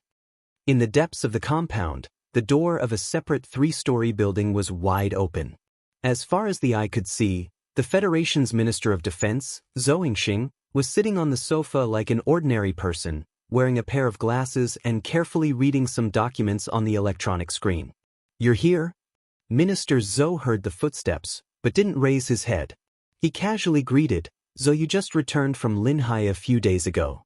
Right now, she's upstairs coaxing the child. Sit down first. Tonight's dinner is your favorite, braised tofu skin." Su Lu looked at him sitting on the sofa, his back dripping with cold sweat. His throat was incomparably dry, and he didn't know what to say. He greatly admired this low-key Minister of Defense. Only the soldiers on the front line could truly feel that the Minister of Defense, who came from the logistics system, had provided such a strong support for this victorious military operation. "Oh, right. Zoyu is currently studying at the 3rd campus. I heard that her grades are pretty good. You once taught this good-for-nothing son of mine a lesson. Now it seems that it was indeed useful." Still hearing no reply, Minister Zhou raised his head in confusion. He took off his glasses and looked at the extremely nervous Su Lu and the officer beside him. He couldn't help but frown slightly. He said, "You brought a friend here?" "Hello, I'm the liaison officer of the Special Forces, Shi Qinghai." Shi Qinghai smiled and introduced himself. "Previously, you said that I taught Major Zhou you a lesson, and the other person is me." Minister Zhou's frown gradually dissipated. He put his glasses on the coffee table and looked up at the 2 young people at the door. His face was calm and full of pressure. He slowly asked, "I know you, but then what?" Shi Qinghai stood there in silence for a long time. After taking a deep breath, he walked to the front of the sofa and bowed 120 degrees very seriously and respectfully. His head seemed to almost touch his knees. Then he straightened his body and looked straight ahead. In a loud and sincere voice, he asked, "Minister, I am Lu Hua's biological father. Please allow me to take your daughter as my legal wife." When Shi Qinghai walked over resolutely, Su Lu wanted to grab him. But for some reason his outstretched hand slowed down. However, he didn't expect that his best friend would say such words on their first meeting. He looked worriedly at the minister on the sofa. He was very worried that he would faint from anger. He was even more worried that if he didn't faint, he would call for a group of Special Forces soldiers to kill him and Shi Qinghai. Unexpectedly, Minister Zhou's expression didn't change. He picked up the glasses on the coffee table and put them on his nose. He continued to read the documents in silence.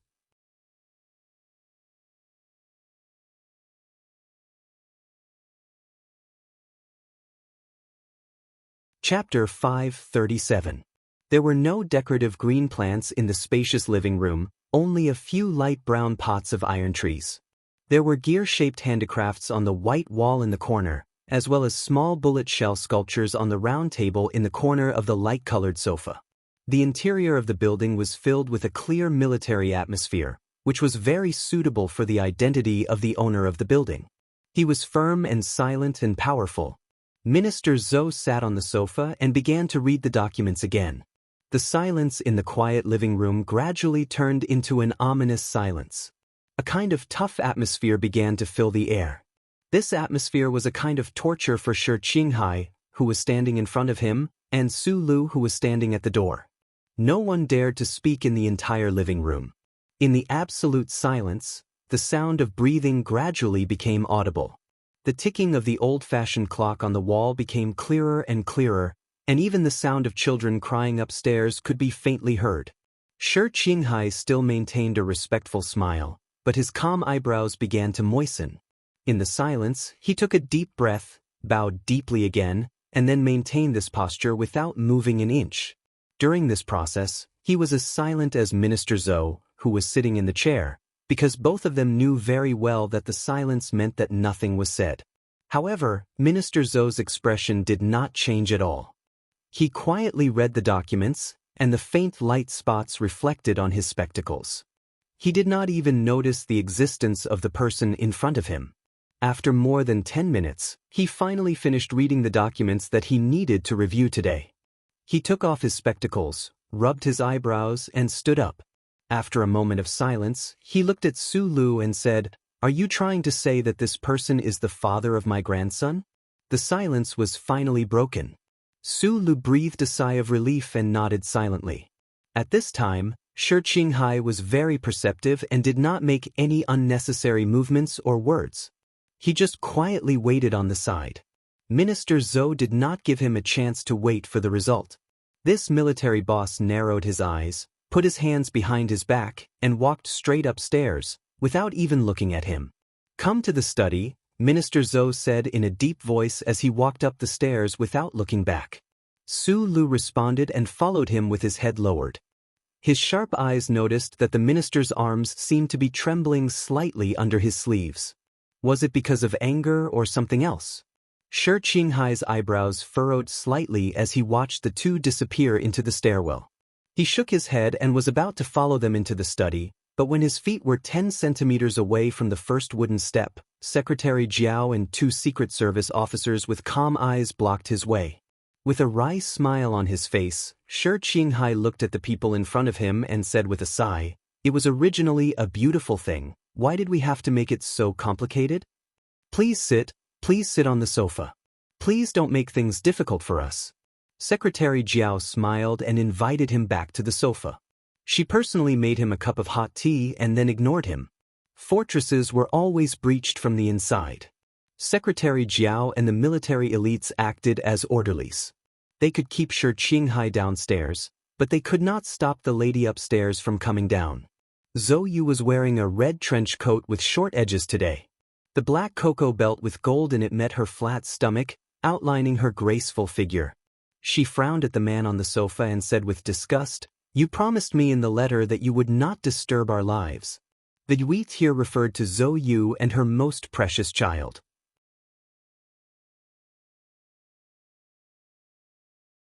Young Master Shi, who usually wore an elegant face to hide his undisciplined and fearless heart, suddenly became serious and solemn when he heard these 2 words, and even a little sacred. He stood up from the sofa, looked at the beautiful girl in front of him, and said very seriously, "Like I said in the letter, after a long period of serious consideration and comprehensive consideration from a rational and emotional perspective, I think it is necessary for me to join your lives. In other words, we are together, and that is our life." Zhou Yu's bright eyes flashed with a trace of confusion and anger. She sat on the single-seater sofa, and her beautiful face flashed with strong sarcasm. She asked, "What do you want to do?"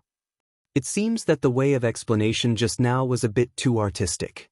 Shi Qinghai took off his military cap, rubbed his hair carelessly, and said with a bright and handsome smile, "The purpose of my visit today is to marry you." The sarcasm on Zhou Yu's face disappeared instantly. She was stunned, and behind her was shock and inexplicable embarrassment. She slightly lowered her head and sneered to hide her emotions. After a while, she said, "This joke is not funny. This is not a joke. Just now, I formally proposed to your father. Because I don't have a family, I brought my best friend to be a witness and to show my sincerity."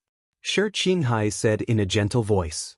Once this extremely handsome man showed such a sincere gentleness. Instead of the seductive charm in the nightclub, he appeared so warm and friendly. Zhou Yu was dazzled by this smile. She narrowed her eyes and stared at him in a daze. She thought about how Su Lu had seen this scene with his own eyes, and thought about how this man in front of her had pestered her for the past year. All kinds of complicated emotions surged into her heart. There was even a faint sadness, helplessness, shame, anger, and some kind of warmth that she was unfamiliar with. But after all, she was Zhou Yu, who was as cold and elegant as a piece of porcelain. Therefore, she did not move, nor did she cry. She just fell into silence. Then, she picked up the kettle on the coffee table and made a second batch of tea for Shi Qinghai. The 88 degrees Celsius clean water mixed into the clean long glass cup, and the green tea spun nonstop. It rolled and stretched like fallen leaves in a stream, just like the mood of the silent two people on the sofa. Secretary Jiao quietly watched this scene. She gently waved her hand, and all the security guards in the building were taken away, so as not to disturb the silence in the living room and the study room. Minister Zhou kept opening drawers everywhere, as if he was looking for something. Finally, he found a dusty cedar box in the corner. He opened the box and took out a thick stick of gray tobacco. He clumsily held it with 3 fingers, but he could not find where he had put the lighter. Because of his wife, the minister had not smoked for many years. Su Lu saw this scene and felt a little complicated. He quickly walked forward and respectfully lit the cigarette for him. After Minister Zhou coughed twice, he quietly looked at the red light at the tip of the thick tobacco for a long time. In the end, he didn't smoke. He put the tobacco on the stone and let the light green smoke slowly release into the air. The first time I saw you was at Professor Shin's funeral in Xinghe Cemetery. It was raining that day, under a big tree. I told you, since you took the initiative to be the scapegoat, you should do it well. Minister Zhou looked up, his eyes calm but full of pressure. Under a tree on a rainy day, it is easy to be struck by lightning. It seems that my trust in you from the beginning was not very reliable. I understand, so as long as Yuzi is willing, I can keep on being the scapegoat. But you should know that I can only be the scapegoat, and have nothing to do with the scapegoat, Su Lu explained in a low voice. But the problem is that the scapegoat is not the style I like. Zhou Yingxing thought of the person on the sofa downstairs, and his eyes became cold. He said, and reckless and brave to the point of being an idiot? Shi Qinghai is my friend. Although he used to be a bit of a playboy, I can assure you that he will be the best husband if he is determined. Su Lu looked back at him and said seriously, and after all, he is Lu Huo's father. No one can change that. Department head Zhou did not reply immediately. A thick sense of mockery appeared on his face as he said, one of the most successful spies in Green Dragon Mountain. He dared to assassinate Macklin with you. This kind of person, is it possible to be confirmed? The daughter of the Federation's Minister of Defense can marry this kind of person? I am not surprised that the Minister of Defense would know a lot of information when he heard the name Shi Qinghai. Su Lu tried to ease the tension in the study, and said with a dry laugh, but at least this proves that he is indeed an outstanding person. It is not the Minister of Defense who is investigating him, but a father. Zhou Yingxing's voice sounded a little emotional. An anti-government spy who plays the violin every day outside the walls of the West Mountain compound. If he still can't figure out what is going on, it can only be said that this father has failed in his duty. Su Lu was shocked and then fell silent. Only now did he know that the minister had already determined who Lu Huo's father was. Speaking of which, although no one other than the 2 parties involved and Su Lu knew about the sudden drunken incident on that snowy night in Linhai, with the Minister of Defense's monstrous power, it wasn't very difficult to find those minute traces after some suspicion. I will not agree to this matter, because I do not want my daughter to marry a playboy, a playboy spy who can die at any time. Minister Zhou rebuked in a low voice, leaving no room for doubt. Su Lu did not have time to say more good words for Mr. Shi before he heard the minister's cold and simple last word. Get out. Su Lu was silent, and walked out of the study with his head down. He finally understood where Zhou Yu's fierce temperament came from. The minister's highly respected scholarly image was just a facade. Zhou Yingxing watched Su Li's back as he walked out of the study.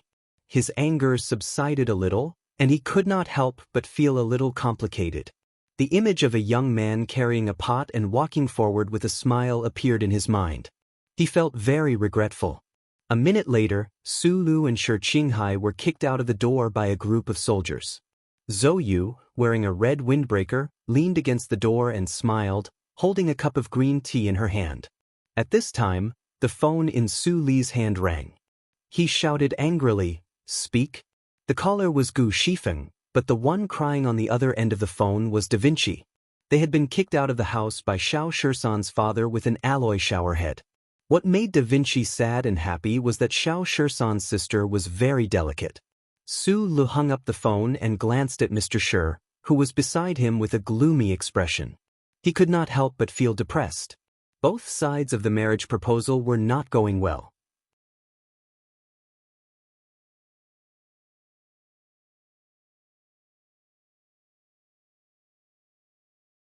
Chapter 5:38. The windows on both sides of the moving black car rolled down. Two hands stretched out, each holding a 37 brand cigarette. The cigarette had just lit up some ash, but it was blown away by the wind in front of the road, bright and red. Shi Qinghai took back his hand, took a deep breath, and licked his slightly bitter teeth with the tip of his tongue. He shook his head and said, "Speaking of which, I haven't said thank you to you since Zoe was pregnant." "You're welcome. You said it was something I should do. Maybe the taste was a bit strange, but I really didn't put in much effort. I just didn't end your family line, so I don't deserve your thanks," Su Lu said mockingly. His hand holding the cigarette was on the car window, and his free little finger and ring finger kept tapping the car. Shi Qinghai threw the cigarette butt out of the window and replied, "If you can get my marriage done, I'll thank you properly. Although I also believe in freedom of marriage, you have to know that I'm not Judge He Ying, who can't even give face to Philadelphia," Su Lu said somewhat angrily. "Her father is the Federation's Minister of Defense. What can I do? You have to think about this question yourself. My identity in Green Dragon Mountain is too sensitive. If you make too much noise, I'm afraid it will have the opposite effect," Shi Qinghai said shamelessly. Su Lu finished the cigarette in one breath, pressed the cigarette butt on the car's ashtray, and twisted it hard. He said, "In Linhai Bar, you repeated countless times that you are a bachelor. Why are you so persistent this time? Don't tell me that this is a new task that your organization has arranged for you." "Don't worry, I never mix work and life together." Shi Qinghai looked at him and said mockingly, "Not all people who graduate from the 4 courses are like your Zhang Xiaoming." This open arrow made Su Lu bleed. He looked around awkwardly as if he was looking at the traffic situation on the road, but in fact, he was looking at the air. "In the past year, I've had a few work contacts with Ms. Zhang Xiaoming. This woman seems to have changed a lot." Shi Qinghai smiled and looked at his black hair that was blown by the wind outside the window. He said, "If you want to relive the old dream, I can bridge the gap for you." Su Lu was speechless and could only remain silent. After a long time, he replied, "First, she and I have already passed. Secondly, if I want to be with her again, I don't need you to do anything. I know how to get to Parliament Hill. Thirdly, the difficulty of this matter is not equal to what you are doing now. All right, I'll explain to you why I want to marry Zoe," Shi Qinghai said in a serious tone. "First, she is the mother of my son. I have lived for almost 30 years and only have one son. Secondly, she is very beautiful, really beautiful. I like to have a beautiful wife. In addition, in terms of genetics, if I marry her, I can provide countless idols for the Federation in the future, just like your Jian Shuai. Don't always say that it's mine. No matter if it's Zhang Xiaoming or Jian Shuai, it's their own." Su Lu raised his right hand and warned seriously, "Although your reason is ridiculous, it does make sense." Zhou Yu's seductive yet not seductive, beautiful yet not serene face matched her cold red robes, making her very charming. Otherwise, it would be impossible for the Li family's 7th young master and madman Li of Philadelphia to have their hearts set on her. Su Lu, who got along well with her, admitted that, even if she was not the daughter of the Minister of Defense, she was still the most beautiful woman he knew. There was no one but only two, and she was on par with Jian Shuai.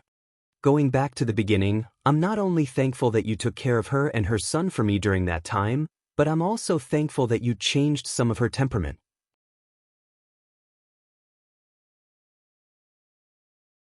Shi Qinghai lit another cigarette, and a trace of joy flashed across his handsome face.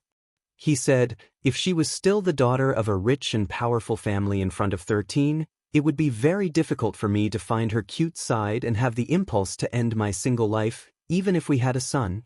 In fact, she has always had a wonderful side in her heart, but it's a pity that she has been chosen as the crown princess since she was a child. She has lost her self-esteem, but has become more arrogant. Now, she is just showing her true side, and it has nothing to do with me. Speaking of which, maybe the child has a bigger impact. It has something to do with the child, but not as much as it has to do with you. You sound a little jealous? Su Lu frowned and asked deliberately. Shi Qinghai laughed loudly and patted him on the shoulder. This is the charm of your personality. It's very difficult for you to make people feel negative emotions, and everyone who has been with you for a long time seems to become cuter like Zhou. Did he have the legendary charm of his personality that could affect the people around him? Su Lu thought about the comments made by Mr. Shi in the car, and felt a little ashamed and proud. This feeling lasted until he sat in front of the dining table in the official residence of the president, and his dark eyebrows were raised higher than usual. Lieutenant Colonel Su Lu, what are you so happy about? Can you share it with us? Or, would you like to share this plate of mashed potatoes with us first? That gentleman looks like he will be late for a long time, and I don't want the food I made to turn into a plate of ice later. Across the table, a lady in a light blue dress was holding a big bowl of mashed potatoes in her hand and putting them on an expensive antique porcelain plate. She looked at Su Lu, who was deep in thought, and asked with a smile. Su Lu suddenly woke up and nervously handed over the porcelain plate and said, "Madam, I just thought of something interesting."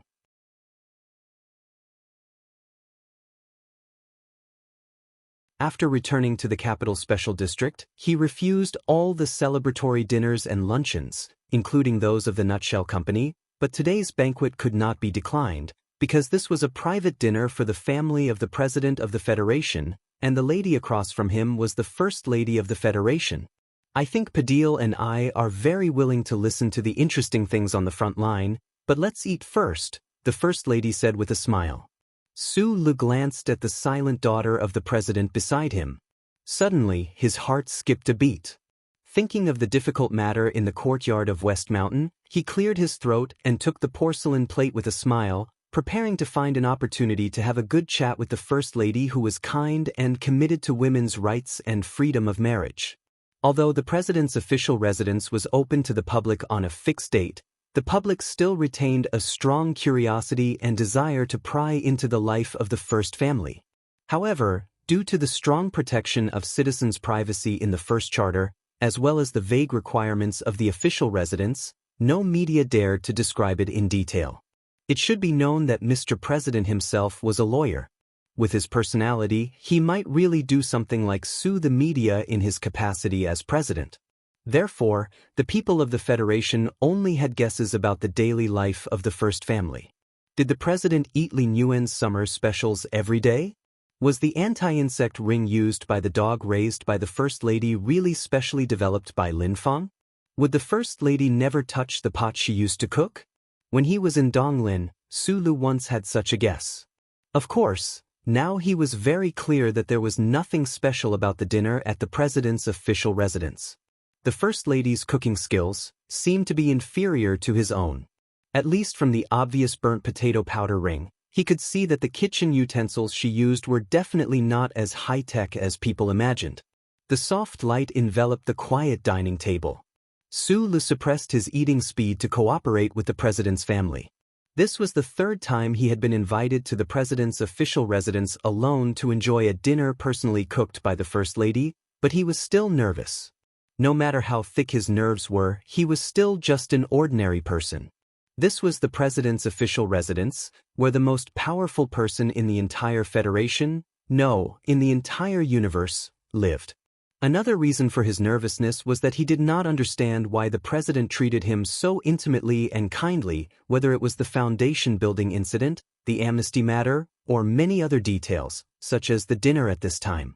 This had nothing to do with the Lees of Philadelphia. When the president intended to pardon him, the old man had not yet entered the Qingqing military prison. This also had nothing to do with Macho's back mountain. It should be known that Lady Tai had already given up on him. This also had nothing to do with his contributions. When the president of the Federation awarded war heroes, there were always several rows of handshakes. How could there be such a private dinner that made him feel warm and surprised? "Sorry I'm late." The president rolled up his sleeves and quickly walked in from outside the door. A simple smile appeared on his tanned face. He said loudly, "I finally understand why this job earns me more money every year than when I was a lawyer. It's because being the president requires more overtime than being a lawyer." Su Lu stood up to welcome him. The three people at the table all laughed. President Pabre dotingly rubbed his daughter's head and then signaled for Su Lu to sit down.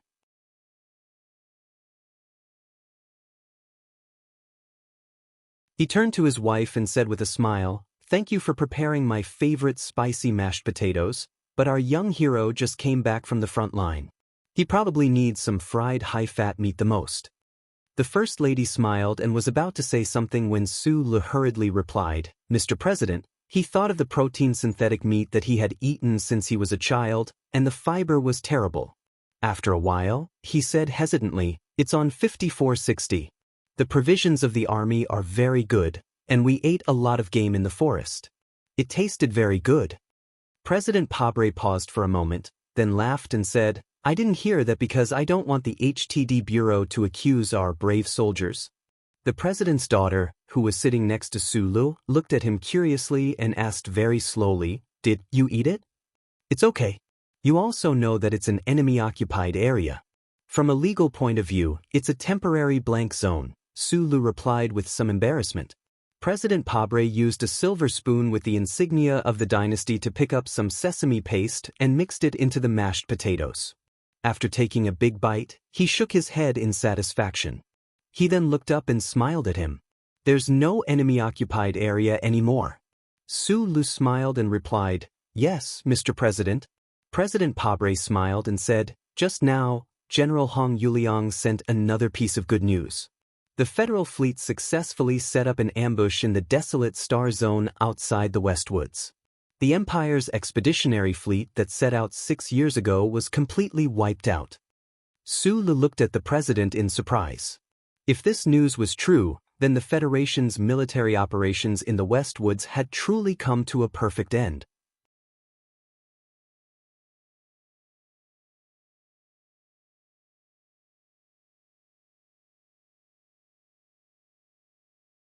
Chapter 539. After the last space war, the Federal fleet had been stationed in the Night Scorpion Nebula and Gary Corridor for a long time, because the two self-generated giant warp holes were the only space channels that connected the Federation and the Imperium. The Night Scorpion Nebula and Gary Corridor were like two space gates made by the Creator, and the keys to the two gates had always been in the hands of the Federation. The Federation could freely choose the time to open the two gates and enter the Imperium based on the political, economic, and military situation. It was an indescribable advantage in terms of strategy. Everyone knew what the control of the two space channels meant for the situation of the entire universe. The Imperium had spent decades and generations of scientists researching without sleep and food. They had invested unprecedented resources and wealth, but they still could not achieve any success. To this day, they could only remain silent and frustrated in the face of the vast universe and launch a 6-year expedition to vent their anger and ambition. But the Federal Army had never let down its guard, because no one knew whether or not the Imperium's technological level would skyrocket in a certain field because of the appearance of a certain genius. No one knew when, in the future, the densely packed small warships of the Imperium would pass through the space channels like a disgusting swarm of insects, silently appear in the black background of the universe, and march toward the prosperous and peaceful capital Ring. Although the Federation's warships were much more powerful than the Imperium's warships, people would feel suffocated when they imagined such a bloody and terrifying picture. Because of the strong uneasiness and vigilance, the Federation had never relaxed its surveillance of the Gary Corridor and the Night Scorpion Nebula. Even when the resources of the crystal mines were seriously exhausted, they still maintained a powerful fleet and stationed it there for a long time. However, this time, In order to completely crush the Imperium's expedition strategy, the Federation had moved the main force of the Federal fleet to the desolate space zone outside the West Woods. Because of the good news, the atmosphere of the private dinner in the President's residence became even more lively. Only the President's daughter, who was sitting next to Sulu, remained silent. The 12-year-old girl lowered her head and ate quietly. Now and then, she would subconsciously draw on the white tablecloth with her silver chopsticks, as if she was thinking about something. After dinner, the hot tea was served. Madam President knew that the men still had topics to talk about, so she smiled and exchanged a few words with Sulu before preparing to take her daughter upstairs to do her homework. When the President's daughter walked to the entrance of the dining room, she suddenly looked at Sulu and then revealed a pleading expression to her father. President Pabre smiled and nodded gently. President Pabre and Sulu were the only ones left at the dining table of the official residence. Those solemn-looking staff members of the Special Task Force, dressed in formal black suits, were nowhere to be found. The President's residence is a side courtyard left behind after the palace was demolished. After the election, the first day I moved in, I was stunned by the luxurious decorations inside. From this, you can imagine how exaggerated the palaces that those emperors lived in were when they were still alive. President Pabre said slowly as he looked around the room at the famous oil paintings and wood carvings of the Dew River. He picked up the silver cutlery in his hand, looked at Sulu, and continued, "The royal family uses these expensive cutlery, so naturally they have to distinguish themselves from the common people at the bottom.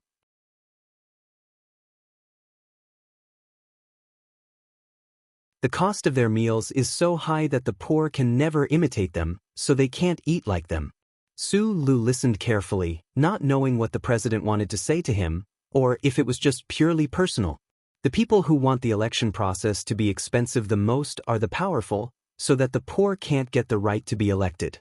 The people who want the judicial process to be expensive the most are the powerful, so that the poor can't win the case.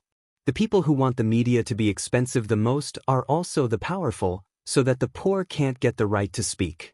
President Pabre said with a serious expression, "The three elements that run through the spirit of the Charter, democracy, justice, and freedom of speech, all have a common characteristic in this environment, and that is the high cost of the process. So these democracy, justice, and freedom can easily become the democracy, justice, and freedom of the powerful. I couldn't become the president of the Federation without the support of people like Macho in the back of the mountain. But all the funds for the first election I participated in came from the people who trusted me. You may not be able to imagine how many disabled miners took out their meager compensation. That was the primary election for the state councillor of Nashi in Donglin." President Prabal furrowed his brows, but there was a sincere smile on his tanned face. He was probably reminiscing about his life, which was difficult but full of ideals. "I also was a soldier in Donglin."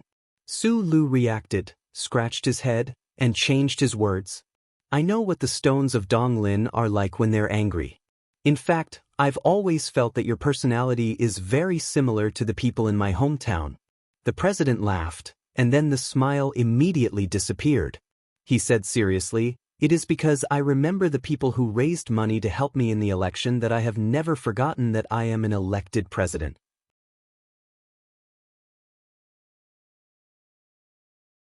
President Pabre had a pair of thick and charming lips, and his deep voice was full of firmness. "So every decision I make must protect the interests of the entire Federation as much as possible." He looked at Sulu and extended a finger. He said in a heavy tone, "Remember, it is the entire Federation, not the combination of politicians and powerful people. It has to be specific to every independent citizen." The entire Federation knew that the president was an eloquent speaker when he was a lawyer, but after entering politics, he became a leader with gentle words but very influential words. At this time, listening to these powerful words face to face, although Sulu was still silent, his heart was greatly touched. Everyone has their own position. The war against the empire has, to a large extent, eased the opposing feelings between the various levels of the Federation and unified our position. However, the military operation in the West Woods has achieved complete victory. Where should the Federation go in the future? Sulu did not think that he had the right to discuss the future direction of the entire Federation with the president of the Federation, so he subconsciously thought that President Pabre's words were a heavy question to himself and not to him. However, after a moment of silence, he was surprised to find that the president had been looking at him calmly. "I am an engineer, and now you can say that I am a soldier. I don't know much about politics," he said with difficulty. Everything he said was the truth. "I can't give any opinions on such a big matter." President Pabre laughed and lightly patted the surface of the table. He spread his hands and said, "Then why don't you talk about this war from a military point of view?" Sulu felt a little nervous. It should be known that the middle-aged man sitting opposite him was the most powerful figure in the entire Federation. At this moment, he could not help but think of the conversation in the restaurant in Sunset State.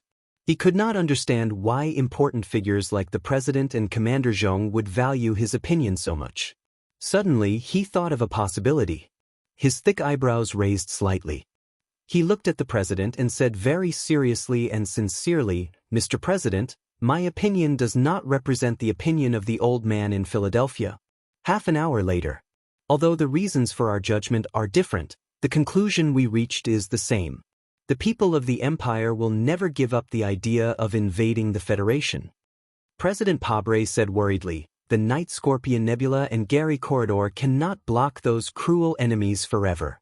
Even during my term of office, or even when you and I are alive, the Empire may be isolated for 6 years. But one day, the Empire will break through that line of defense and enter the territory of the Federation. The Federation wants to develop. The people need peace and the right to be free from fear. We must completely defeat the Empire. Right now, the Federation has a strategic advantage. We must turn this advantage into victory while it is still in our hands. This means that the Federation must enter the territory of the Empire. Moreover, it cannot be delayed." Sulu furrowed his brows. The president's judgment was not surprising. In fact, from the ceremony a few days ago and the propaganda of the Federation as a whole, it was inevitable that the Federation would launch a new round of attacks on the Empire. Why did Mr. Pabre look so worried? "My worry is that many people in the upper echelons of the Federation do not want the war to be expanded." The president seemed to know what he was thinking and said in a low voice, "They enjoy a privileged life in the Federation. How can they be willing to sacrifice their great interests? Moreover, in their opinion, the people of the Empire will never be able to pass through the space channel.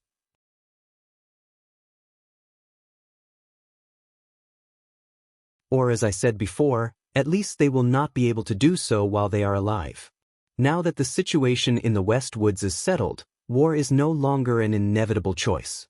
Under such circumstances, the government and the military are facing a lot of pressure. This pressure cannot be revealed in the light of victory, but once they find a chance, they will stop the Federation from invading the territory at all costs. Who are they? The families you know, the members of parliament at all levels, the rich but emotionless businessmen, and even the Zhong family in the Westwoods do not want the war to be expanded again. What I am curious about is, what is the basis of Lady Tai's decision to support me so firmly? President Pabre said in a slightly mocking tone, "There are too many people who are against entering the territory of the Empire. I can only say that, just like George Carlin once said, anyone who opposes changing the status quo is immersed in the stale reality, and even forgets the foresight that their wisdom should produce, is a group of people with vested interests." "What can I do?" Sulu asked after a moment of silence. President Pabre looked at the young man across the table, as if he was looking at his stubborn self from many years ago. Back then, for the interests of the people at the bottom, he insisted on fighting a class action lawsuit against the giant enterprises of the Federation. As a result, he was fired by the largest law firm in Hong Kong, and the rented apartment caught fire mysteriously. He could only drag the suitcase he borrowed from the guard, drag those heavy legal documents, and hold his newly married wife, stroll on the cold streets in the early autumn, and then sit on a bench in the park for a night. At that time, he was smiling, wasn't he? President Pabre slightly narrowed his eyes and looked at the simple face of the young man across the table.